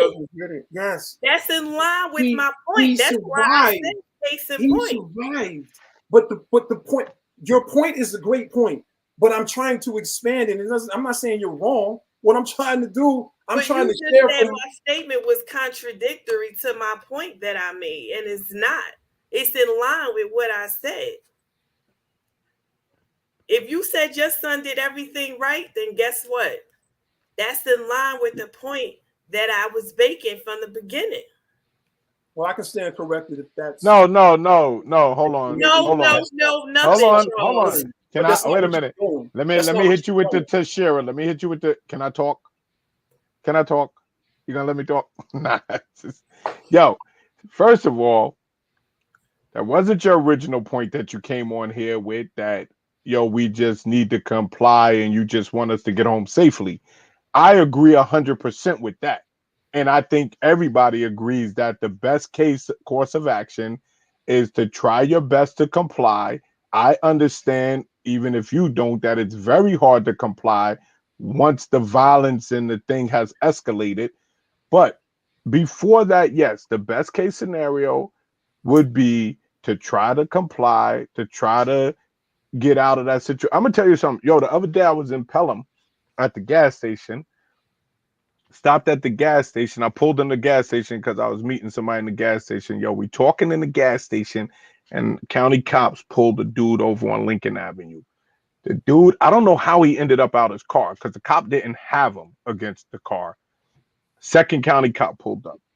Yo, the dude in your scenario, I agree with you. The dude was like, yo, what the fuck? Hey, going crazy. Cops didn't go crazy on him, right? One cop was just trying to tell him. They went to the passenger side. They asked the girl for the ID. The dude is yelling at her like, yo, you don't got to show them shit. Blah, blah, blah, blah, blah. The whole time they're letting them talk. They haven't touched them. They haven't said nothing.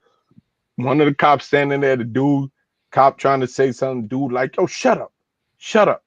So me and my man standing there. Yo, I ain't even pull out my phone or nothing. The thing, you know what I did? I walked right over there and I said to my man, I was like, yo, because I felt he was wrong. I said, yo, I don't know what they pulled you over for, kid.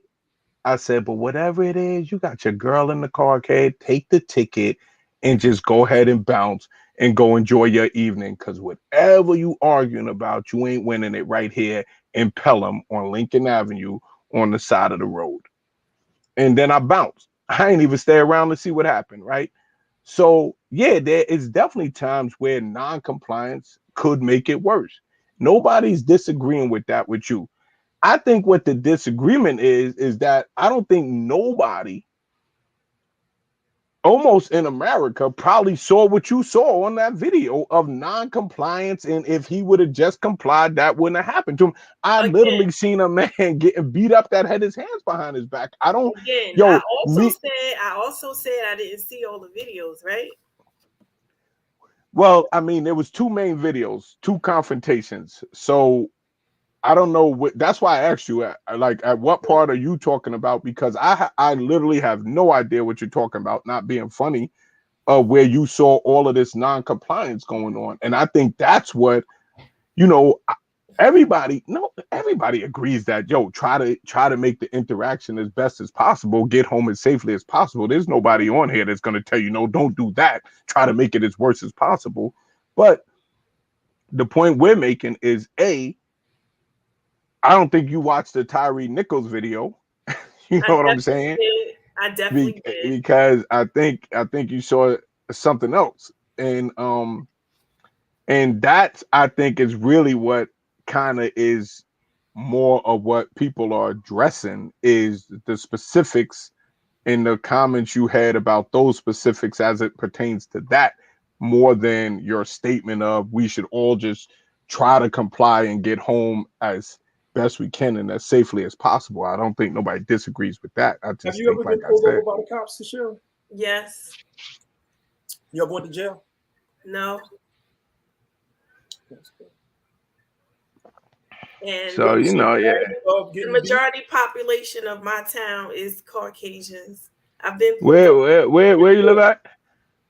You want me to say that on a show? Well, no, you ain't got to say that on the show. What, where you live? Well, I mean, you don't want to say it. Oh, no, I mean, what city? I mean, if you don't want to say it, I'm from River Shell, New York, but I don't live there no more. I mean, not for you two personally, because I could easily inbox both of y'all and tell y'all where I live. But are you in Westchester anywhere? No, I live in Jersey. Oh, you live in Jersey? Okay. Yeah, I'm like 15 minutes from the city. I know you're not.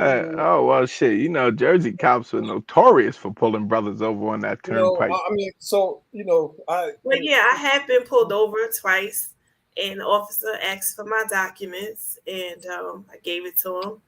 One of the cops let me off. It was like, oh, just don't do it again. And the other one, once he saw my documents and saw that everything was legit, gave me back my documents, and I went on about my business. Are you from Jersey?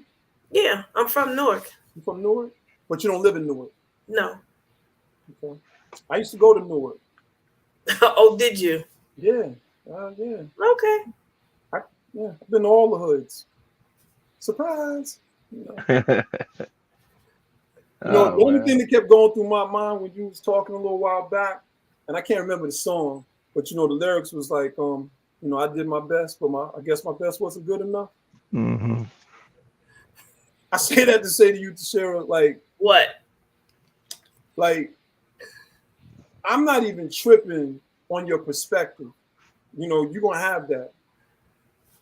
But please understand what a blessing it is to be able to sit down and talk to some men about their perspectives, their honest perspectives. And I'm saying that to say this, I have no issues with you whatsoever.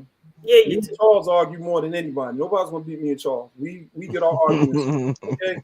So you would have to come on about 100 more shows, and we'd have to go through at least 100 times for you to be in the run-ins with me and Charles. That's what me and Charles do, okay?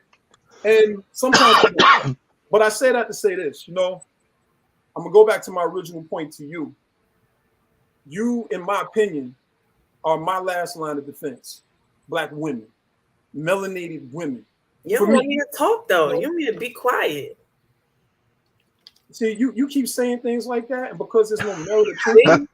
See what I'm saying? Yeah, hold on, man. This ain't gonna turn into a Kevin Samuels show now. Yeah. Listen, y'all can have that.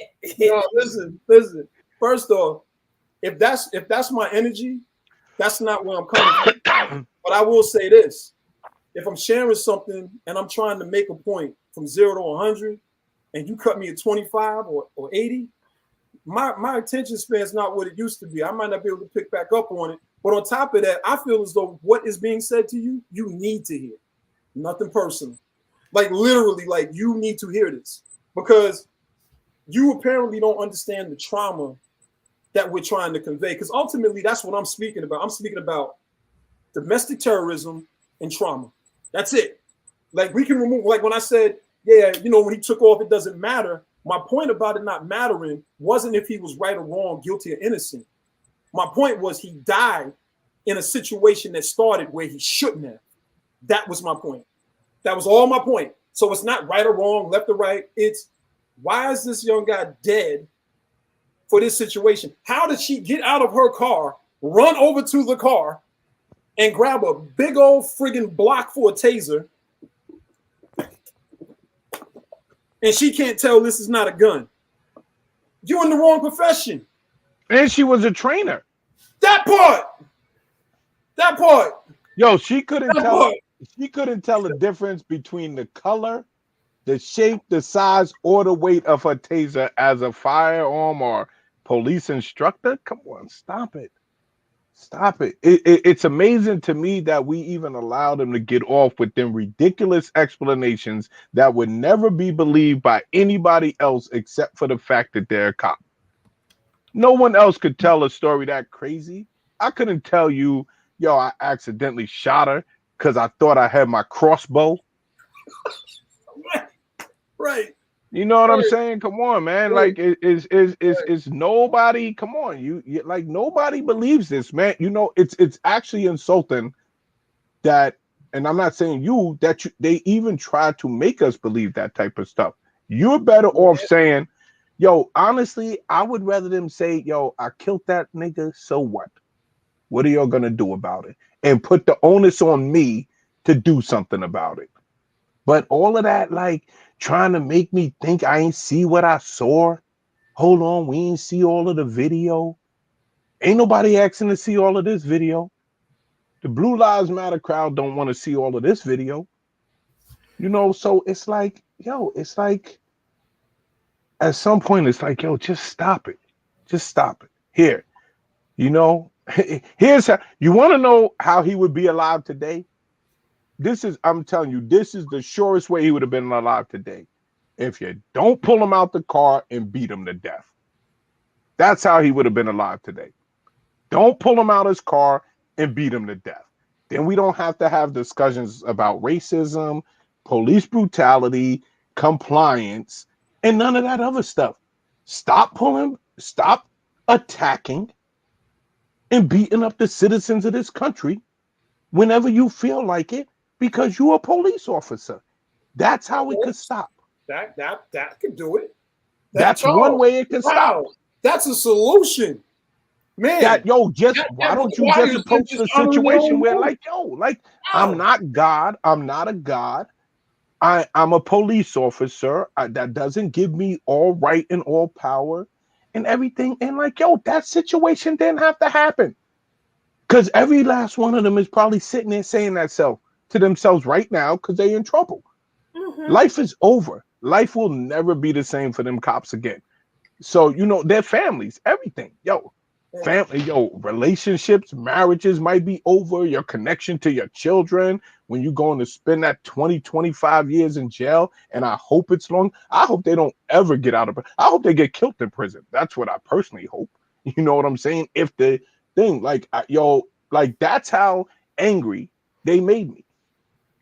Like, yo, like, but at what point did I say that the officers were right in what they did? Well, you didn't say they were right. You didn't use that terminology, but what you said was basically that if what you indirectly did was saying that his actions is what caused their actions. And I don't think nobody agrees with you with that. I think that. Well, you said if he would have complied. I wish he would not have tried to resist them at the certain point of the video that I saw. Okay, so okay. Why do you? So at that certain part of the video that you saw, you wish he wouldn't have tried to resist, not would have just complied because what? I didn't say just complied. I say I wish he would not have tried to resist them when he was okay. away from So them. to me, that is that to me that's like saying the same thing.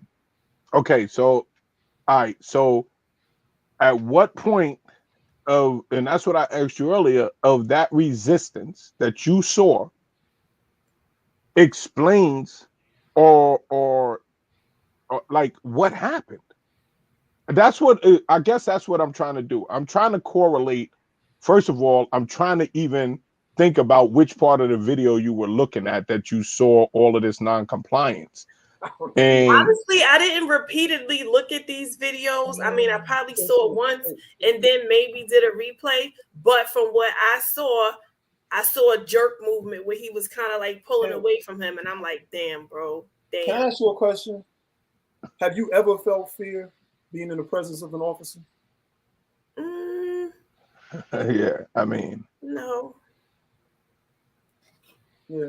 Okay. Yeah, but see, because that's what I'm saying. Like, if that's not what you're trying to say, it sounds like you're saying. If that's not what you're trying to say, it literally sounds like you're saying, if he had just complied, these officers would not have done this to him.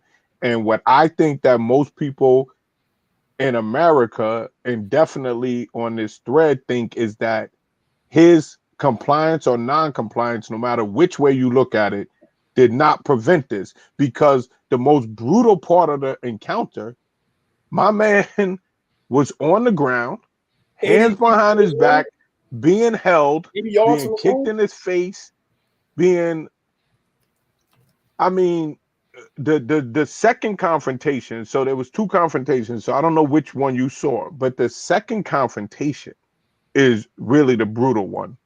And it's like, yo, like, there's no way. I mean, I don't even think he could have come. You know what? If you beat me half to death, I'm probably not going to be able to comply either. You know, like, I just can't. Like, I could barely move. You beat me to death. How do you want me to comply? That's the craziest thing, like, with police and how they set these scenarios up. Here's this craziest thing. Like, you literally just shot me and you're telling me to put my hands behind my back. Like, yo, I have a bullet wound through my chest, and you want me to have the presence of mind to put my hand behind my back so you don't shoot me again, or you don't come and kick me. Tashira, like, come on, it's crazy. Tashira, did you know that? I mean, it was said the other day on this other podcast, they weren't even assigned to traffic. I don't know what's the relevance of that. I'll tell you what the relevance of that is. If you're to my point, this is all relevant to me. I mean, I'm just trying to make dialogue with you, Tashira. You joined us. Of course. You lit a fire to the point where some of our listeners logged off. They have left. You have literally said some things that made some of our they were like, I gotta go. They logged off. And that's fine. That's cool. That's cool. But I'm saying that to say this. And what I'm supposed to change what I said because people don't agree? No. But see, all of your energy from the time you joined, and you even knew it because you said, like, I'm about to say something, so we knew it was coming. So it's all love. Because I already had this conversation with somebody else. That's great, but now you're having it with us. But this is what I wanted to say to you. If they're not assigned to traffic, and then they pull over a man and beat him to death, have you once shed a tear for this guy? Have you once said you felt bad for him? Did you feel anything for Tyre Nichols? Why do you feel like I'm okay with this situation? Because that question you're insinuating that I'm okay with this situation. Oh, no. You know what I'm doing? I'm trying to qualify what you really are thinking. Because like Charles just said a second ago. Don't qualify, ask me. Directly. I just asked you. What are you talking about? I just asked you. I just asked you my question. That's my question for qualification. At no point am I happy or just, Did you shed any tears over his death? No. I didn't cry. But ultimately you saw something he did wrong that led to his demise. I thought it was fucked up that it happened, but did I cry? Literally, no.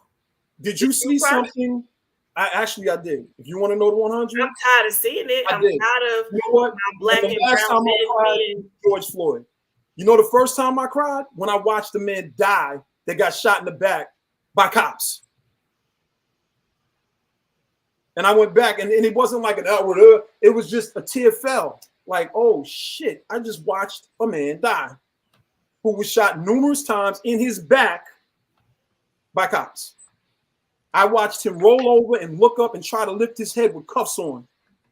I watched him cut the back of his jeans off, and I watched his ass cheeks split from where the bullets had hit him. 17 years old. Yeah, I was 17. So when you ask me if I cried, let me tell you something. We cry on the inside without shedding tears. And the point I'm trying to make to you is I'm trying to give you a man's perspective, a black man's perspective on what it's like to be a target. And I'm unapologetic about my conversation. Everything that I'm saying, As am I. and we see. Okay, listen, everything you said earlier that I'm trying to Kevin Samuels you, but the reality is when you speak, I was trying to be quiet and listen so I can understand what you're saying. Deb, you don't know me like that. So you don't judge me. And don't assume Listen, you're not anytime you spend throwing things one-on-one out there, time with me. that's a wasted statement because no one's judging you. You're judging yourself. Because all this stuff you're saying, you're the one that got to live with it. I'm hearing it, and I'm like, well, Okay. someone feels that way, good. But I'm asking you the questions that mean something to me. You know why? Because I don't. Say it again.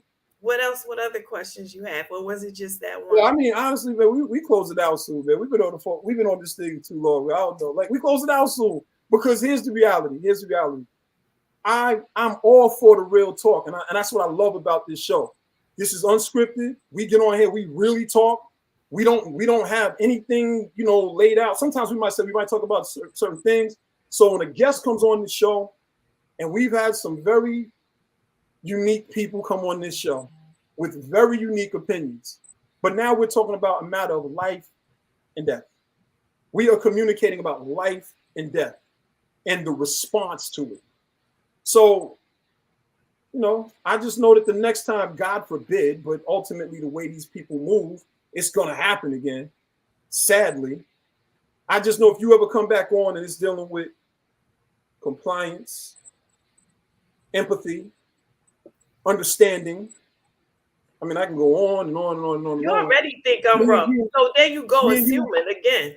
You want to hear something that's funny about that? Every time you throw a wasted statement to me, I'm going to ignore it and just say something else. None of that. I didn't say that. That's irrelevant to me. So I hear you are. I don't know. That's your what? With the point that you wanted to make. Y'all both think I'm like this hardcore, like rough. I don't think that. Why do you think that? I think that. What I needed to think. Because how y'all talk to me. Well, I'm sorry. Don't you start that. Don't you start that. How are you being talked to? Don't you start that. I have no problems with you. And believe me, there's been people that came on here, they were not allowed to come back. Because ultimately, you got a problem with you, you're not allowed to stay over there. There's no problems. But you can't apparently align with something that I can. And I just have to respect that opinion. I have to respect your viewpoint. But I also pray to God that none of these said actions that have happened to others that look like you, I pray it never happens to you. Never, ever. And I also think if you're going to speak on something, you need to have all of the little facts and stuff. So at least that way, if you're speaking and having the same sentiment. I didn't see the whole video. I understand, but this is me now telling you, in light of this conversation and seeing what not seeing the whole video led to, and all of the examples that were given to you that align with real life, your viewpoint and your energy has not changed. So it's not like we think you're just a bad person. I think you're a little stubborn to information when it comes from me. I don't know, us. And I don't think Rough House, young lady, you got your opinions. You want to stand on them. And, I'm sure there's some we agree on and some we don't, like most people. You know what I mean? I don't particularly. What's the funniest thing is I 100% agree with you about compliance. I don't think compliance is a automatic safety net, but I agree with you. Like, even if the cop is not 100% right, you know how I always tell dudes to look at it? Take away the uniform for a minute and just think, right? And this is what I was telling my man when I watched that joint in Pelham, when me and my man was sitting there, and I was telling him, like, yo, you know how you got to look at those situations? Forget he's a cop, forget the uniform, and just picture, yo, it is two men standing here with guns, and I'm unarmed. What is the best way to ensure that I don't get hurt in this situation? That's how I look at it. That's I all look we've at been it trying like, to say. I look at it that, yo, at the end of the day, like, I'm probably not gonna win a fight between me being unarmed and a person with a gun. So I'm trying to avoid all of those type of scenarios, whether it's a cop, a skinhead, white Aryan racist dude, or whether it's a black dude in the neighborhood. I'm trying to avoid all scenarios that put me in confrontation with a person that has a gun and I don't have one on me. So with that, I agree with you. What I said, like, I don't know how you are or why you were even attempting to correlate that to the Memphis police officers in this specific case that we was talking about brutality, and then to even like try to give a little example in which you thought you saw non-compliance, and it seems to infer that you're saying that if he would have complied, this wouldn't have happened. And I think most people are of the mindset that this was going to happen to this kid anyway, because it looked like it would set up for him to happen regardless. And I think that one of the reasons that people strongly believe that is because, unlike you, they didn't see these acts of non-compliance, so that's where we differ at, but not on the actual subject of compliance. Of course, compliance is probably the safest way to ensure your safety, but it's not a guarantee. And that's what we were saying. Okay. That makes sense? It does. Okay. Well, at least we made sense at the end of the day, right? I ain't messing with y'all. Y'all be trying to bully me. Yo, ain't nobody be trying to bully you. I tell you, listen, man, you got the reward for the best comment. What? I told you that time. Yeah, that comment where send me that link because I'm coming on there to straighten Charles out. Is the best comment I've ever heard on one of these. That's because you ain't used to nobody putting you in your place.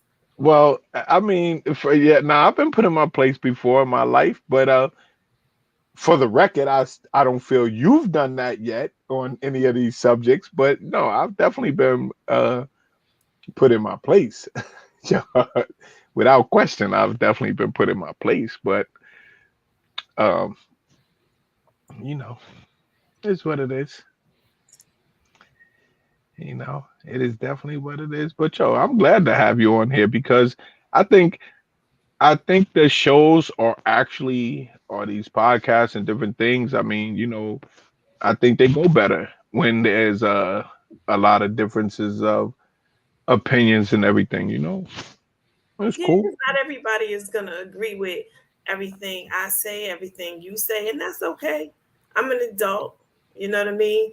I don't allow outside noise to change my opinion or my thought process.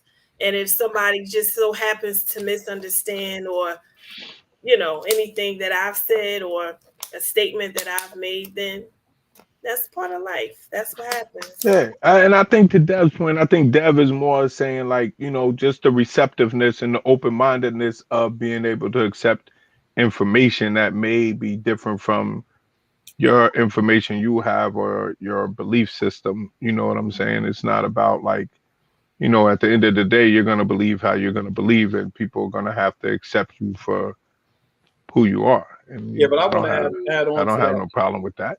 I want to really add on to that. Like when I'm on these podcasts, just like in my regular life, like I'm not wasting my time trying to be right or wrong when I'm trying to get understanding. And when I'm asking you questions, trying to get understanding. I don't understand overall your way of thinking, but I guess based on what you shared, it makes a lot of sense. Your interactions, your viewpoint, your worldview is completely different from mine. No, it's not. Because I know and understand that Black and brown men have a whole different experience than any other species or any other race in the world. Because it's You not said only you had a son. I have two Sorry for sons. what if you don't mind, what age are they? My oldest is 25 and my other son is 19. You Okay, look so like they you're of 22. age. Did they watch the video?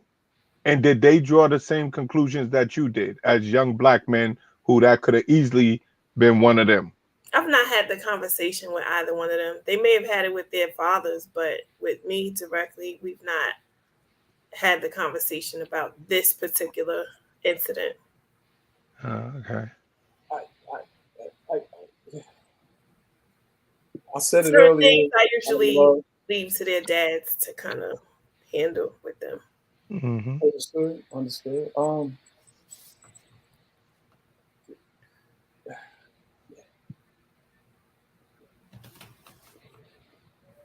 Okay. Yeah, What I say wrong now? I didn't say you said anything wrong. I mean, now you have said everything that needed to be said. I think we've all said what needed to be said.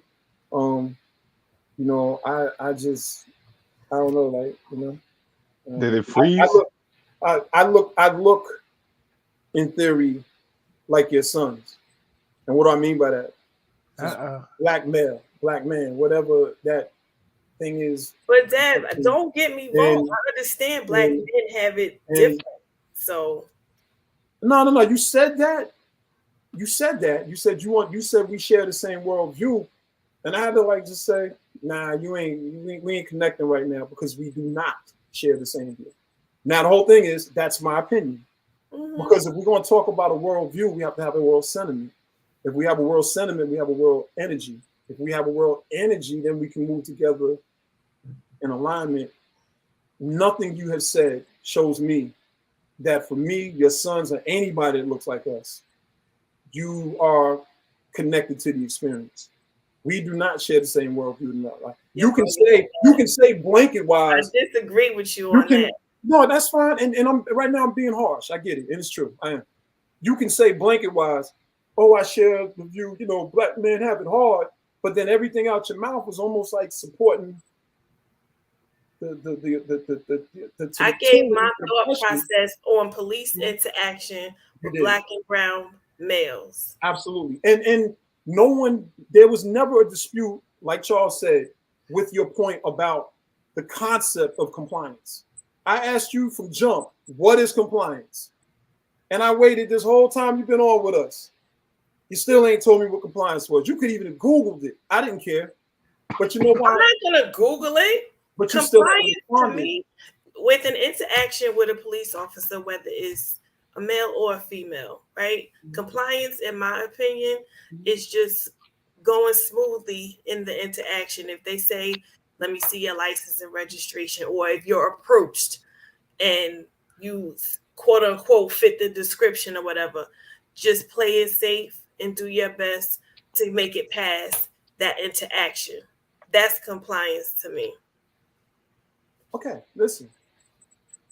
In your beautiful definition that I can rock with, nothing in what you said would have changed the fact that the officers were not being compliant to the rules they were supposed to be governed by when they have these different interactions. I can't change that by my opinion.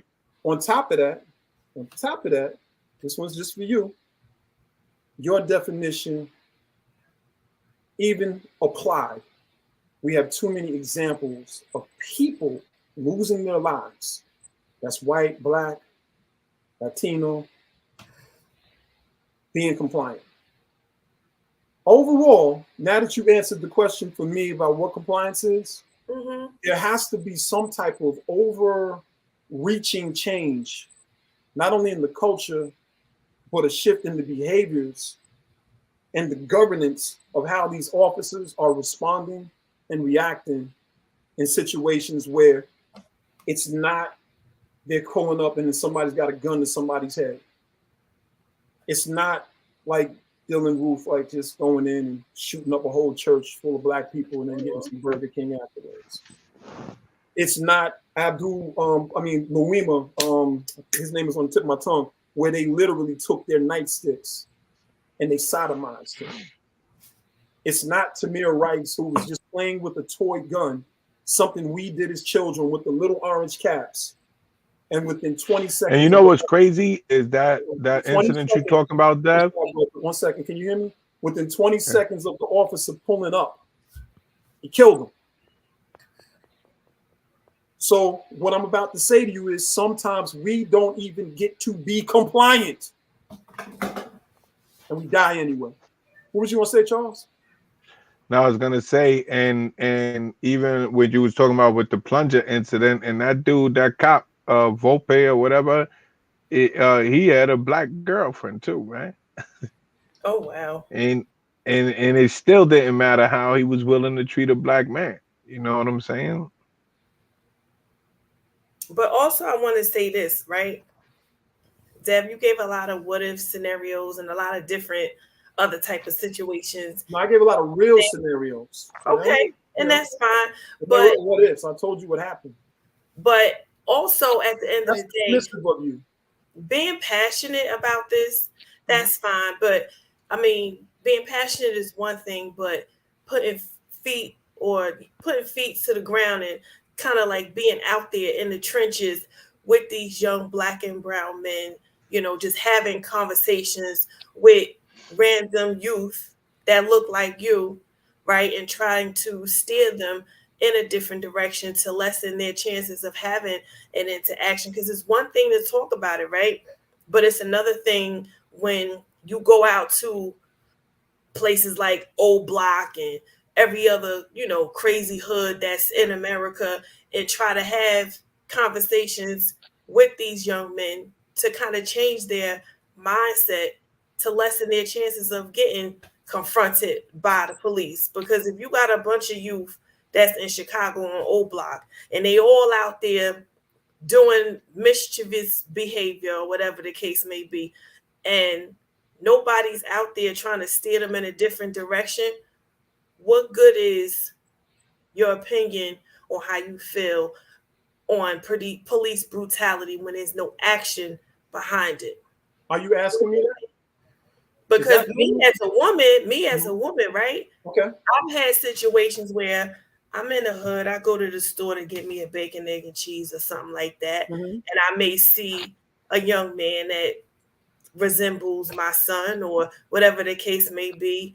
And I'll have that conversation with them to ask them how their day is going, what they doing out here and different things like that. And just hit them with a 1-2 line to get them some encouragement to maybe not hang out on the corner and maybe go apply for a job and different things like that. See, I'm opinionated, but I'm also active with this type of stuff. This is real stuff that I do, and I don't film it. I don't go live. I don't, I don't do it for a pat on the back. I do it because I care. You understand what I'm saying? When there's events that supports young black and brown men getting off the streets, getting job readiness skills and stuff like that, I'm in the trenches. Like, I'm really like that. So yeah, I have my opinion, but at the same time, there's individuals where they don't have a father figure or their mom may not have access to certain resources, and I do.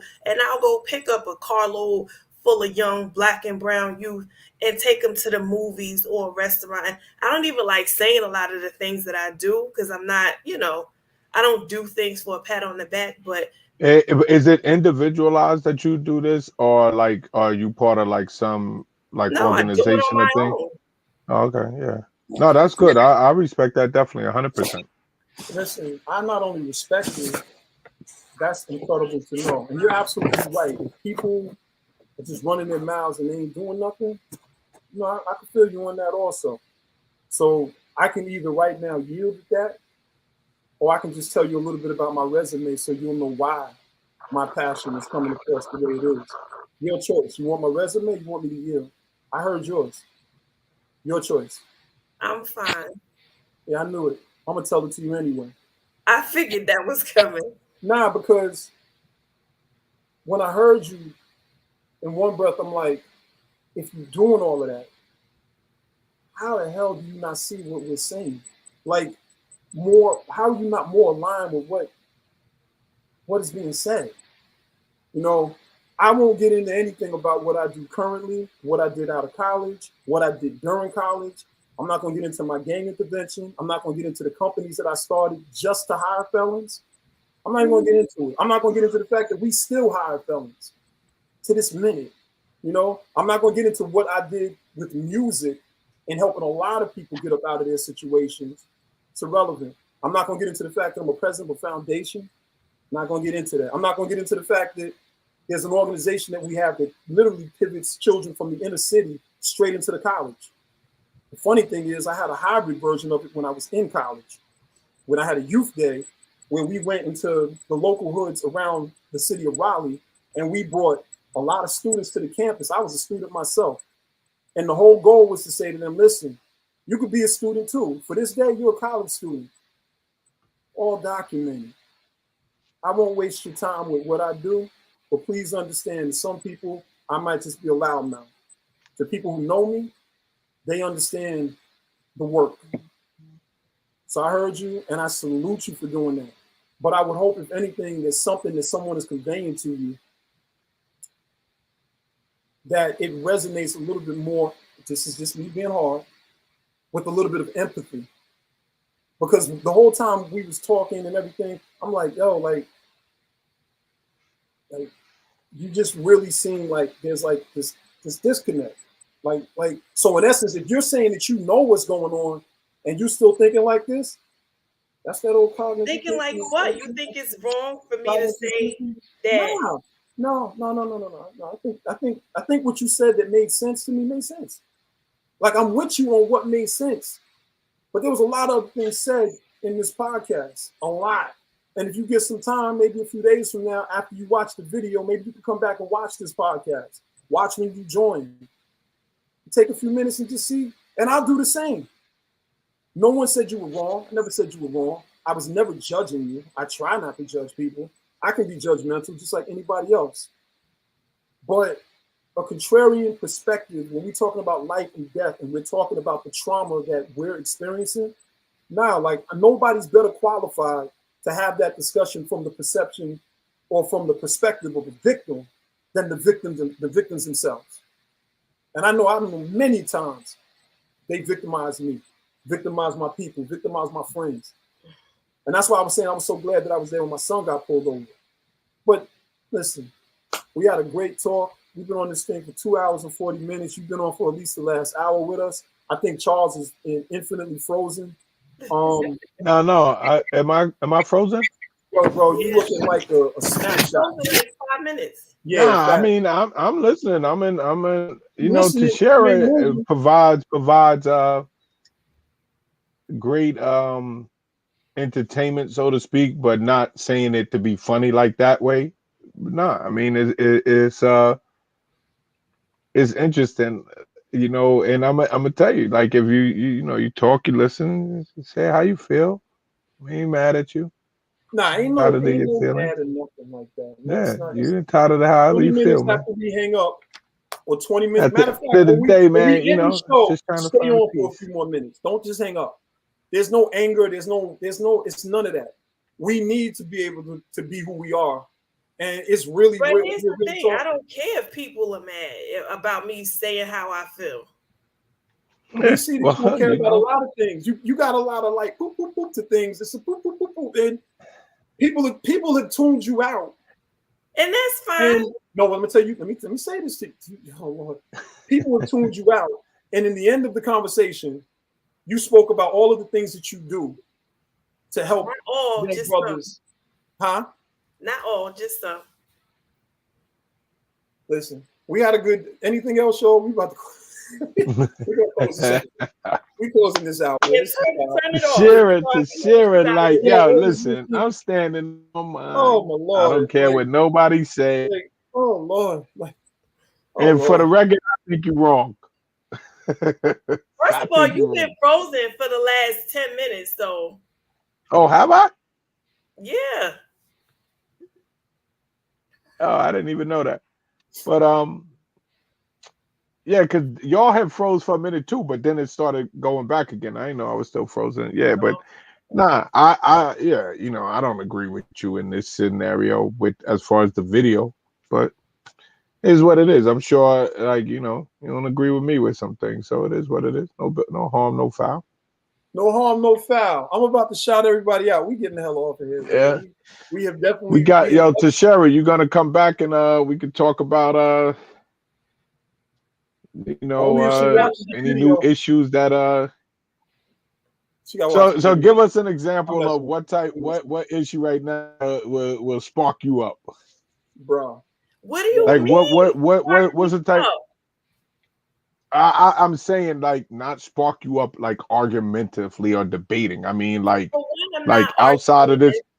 arguing. No, I'm not. That's what I'm saying. None of that. I'm talking about like what's. I don't mean spark you like in an argumentative type of way or combative way. I mean like outside of this for a minute, and this is just to get an understanding. We don't got to discuss it.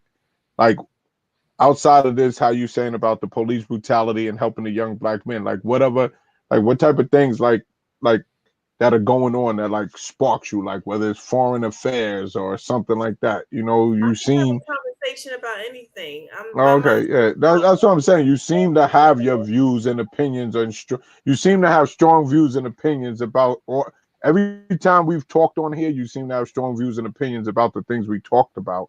So that's why I was saying, like, what kind of stuff like really like sparks you, get you going, like passion, if you want to say, not arguing, Even passion. like just the other day, well, a couple weeks back, and this is real quick because I gotta go. I gotta get ready for work tomorrow. But I just read an article where I believe it's Afghanistan. I could be wrong about the country, but there's legislation set in place now where the Muslim women can no longer have access to education beyond, I think it's either 8th grade or 12th grade.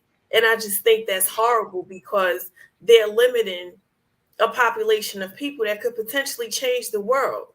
You know what I mean? Most meaningful career paths, you have to go to schooling beyond 8th or 12th grade. And there's literally legislation that just stops it from here on out in the Muslim culture. You know what I mean? And stuff like that, I think is horrible.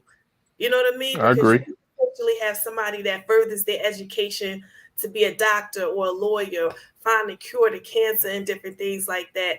But because of the regime in Afghanistan, these women, they can't go certain places after a certain time, after 8th grade. Like, what type of life can a person have beyond an 8th grade education? Like, so like stuff like that, you know what I mean? That's in Afghanistan. That's not even dealing with the Afro culture. That's dealing with a whole nother country, a whole nother religion, you know what I mean? A whole nother regime. But it's a woman's issue that you're identifying with. That I feel bad about? Yeah, it is. Because yeah, that's what I'm saying. You can identify with a woman's issue there. That's definitely like I can't get educated strictly because I'm a woman. 100%. You know what I'm saying? Yeah.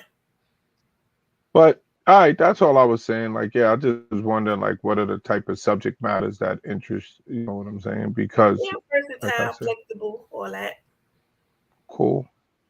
All right, well, good night, everybody. I think Dev is the one that normally does the wind down. So I'm gonna let Dev wind us down and take us up out of here.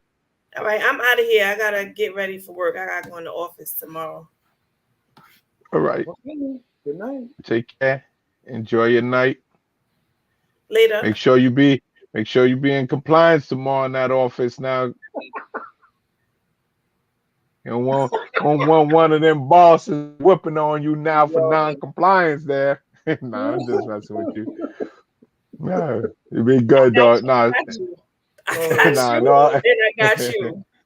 In all seriousness, y'all have a good day tomorrow, man. Stay safe out there. Absolutely. All right, later. Have a good one. Thank you for joining me. All right, take care. All right, peace.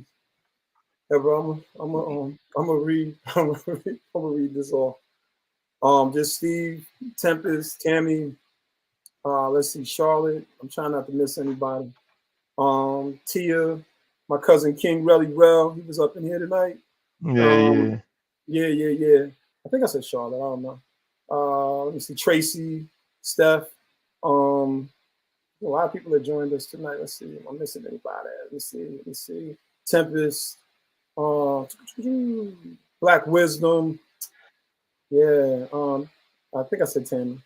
Oh, Katrina. excuse me. Katrina. Yeah. Latoya Green. Thank you for joining us. Let's see. I think I got everybody. Yep. So got a lot of comments. There's a lot of interaction. And we definitely want to thank our guests for coming on. Mr. Shira. Lumar, Kimberly, John Champion. Nothing. Yeah. So, bro. We did a 240 tonight. I'm almost upset with us, but sometimes you got to let it go the way it goes. 8:30 to 11:22. We need some sneakers. That's crazy. Yeah, that's crazy. Yeah. All right. Much love and respect. Peace, everybody. All right, bro.